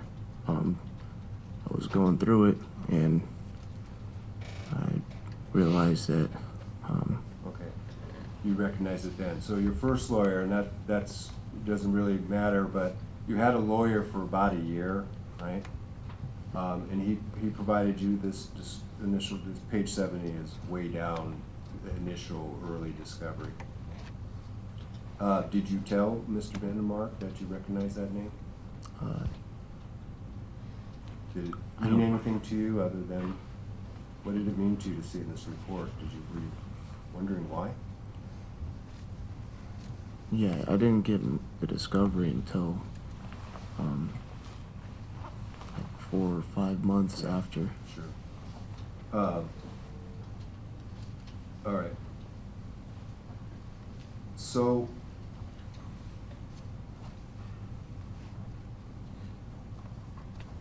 you testified, you called that number twice? Yeah, I Anybody called that answer? number. Nobody called that or nobody answered. Do you remember where you were standing or sitting when you call that number? I told Dominic that I wanted to call Alyssa to make sure that I could go back over there after I could get back. And when I told him that, I called this number because Pam and Chris, they were living in a house back off Meadow Lakes. Meadow Lakes Drive, I think. What's Meadow Lakes Drive? Where is that in relationship to where you guys had stopped for gas? Maybe a 15-minute drive away from the gas station. So the road behind the gas station, they lived a little drive up that road.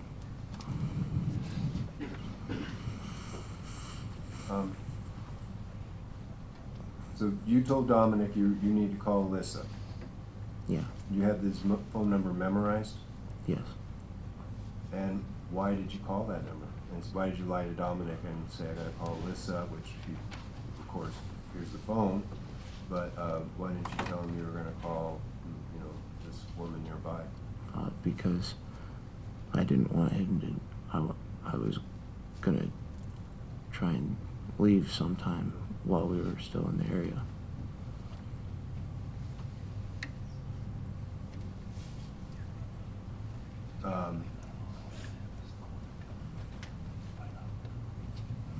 So you couldn't get out of Devon's, now you're at the gas station, and you're trying to call this woman and make a run for it at some point while you're in the area? Yeah. Did you think that through, what that would look like, or how you could do it? Or were you Chris thinking is, clearly? so Pam's boyfriend at the time is, he's ex-special ops military. And, I thought that if I could get over there, that maybe I could. You'd be safe, or what else would you do? What is the significance that he was special ops? I know he's trained in throwing knives, shooting guns.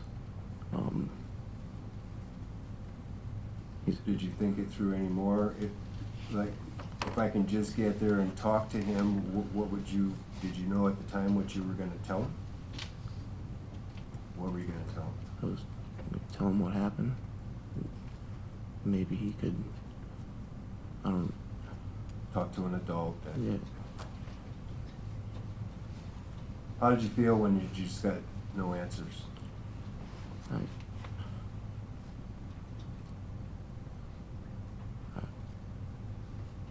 just resigned. I didn't know if they were gonna pick up or not anyway. Did A little bit louder, I don't think we can. you think of, could you think of anything else? Were you trying to think of any other options? Those two didn't pan out. I didn't know where else to go in that area. Couldn't call a cab, didn't have a phone, didn't have money. I didn't have a phone or money. You decided against letting the cashier know at the counter because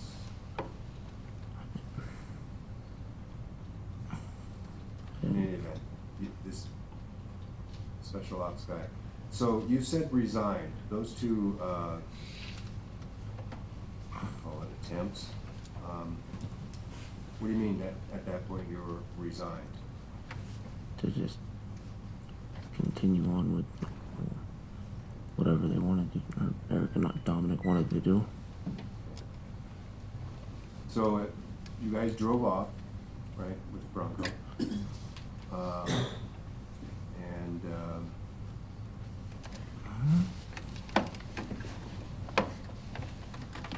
the evidence is in. I'll walk you through it, just see what your state of mind was. If you had any thoughts or resigned is get that, but do you recall after the feeling of resignation, did you have a desire to try and report after that, or as you see any other attempts to notify somebody you felt safe with or trust to tell them what's been going on?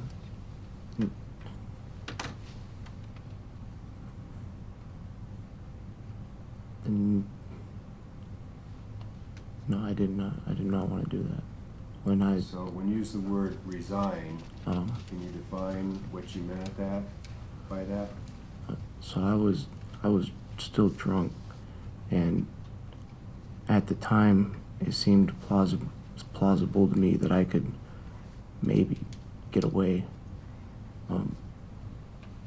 at some point to that night. But After that night, the next day when I kind of woke up and kind of started to come back to me, I didn't, because now that I know what they're capable of, what's to stop them to go after me, or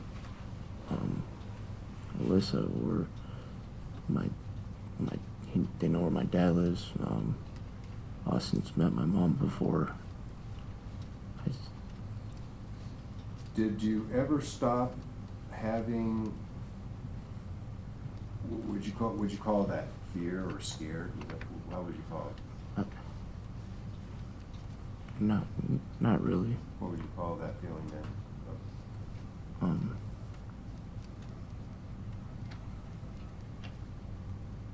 Just being afraid. I don't know. It's hard to describe. Yeah.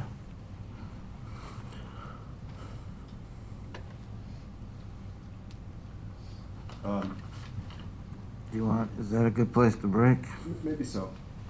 Are you gonna try to submit that exhibit? Or? Yes, I was just going to say that. I think Letter E. letter D is in, and I'd like to submit exhibit E into evidence, which is the persons mentioned page of the discovery, page 70. Take it, no objection? Well, it would be nice to, if he told the jury what he left as a voicemail, as additional foundation for those exhibits, and to say he left You can do that on cross, Mr. Kalchak. Okay, if they don't, What? I can show you that across, that's fine. We're going to carry on, but. Isn't that second one part of the state's exhibit too? Or not? That's what I'm a little unclear. This one is part of the state's, but it's like. It's a page out of it. 20, yeah. Okay. And What- they're, What's the other one from? well, the connection is the date and time, the phone number was called, and this was in the original discovery, early discovery. But it's never been submitted as an exhibit? No. The second one? The second one, yes, sir. And what are you calling that? It's Defendant's Exhibit E. Okay, it's just a log, well, let me see it real quick, so. It's part of the police report, Judge, I don't have a problem with that going to the jury. Okay. Oh, and this is just one page out of what the officer testified to as the names and contact information involved in the case, pretty much, so. Okay, not, well, yeah, just, Persons mentioned. well, That was the testimony where, odd that two phone numbers would show up when everything else is messaging and text. we'll submit E is just a listing of individuals. Okay. Okay, it's 1:30, we will call it a day and come back tomorrow and finish direct and then cross-examination.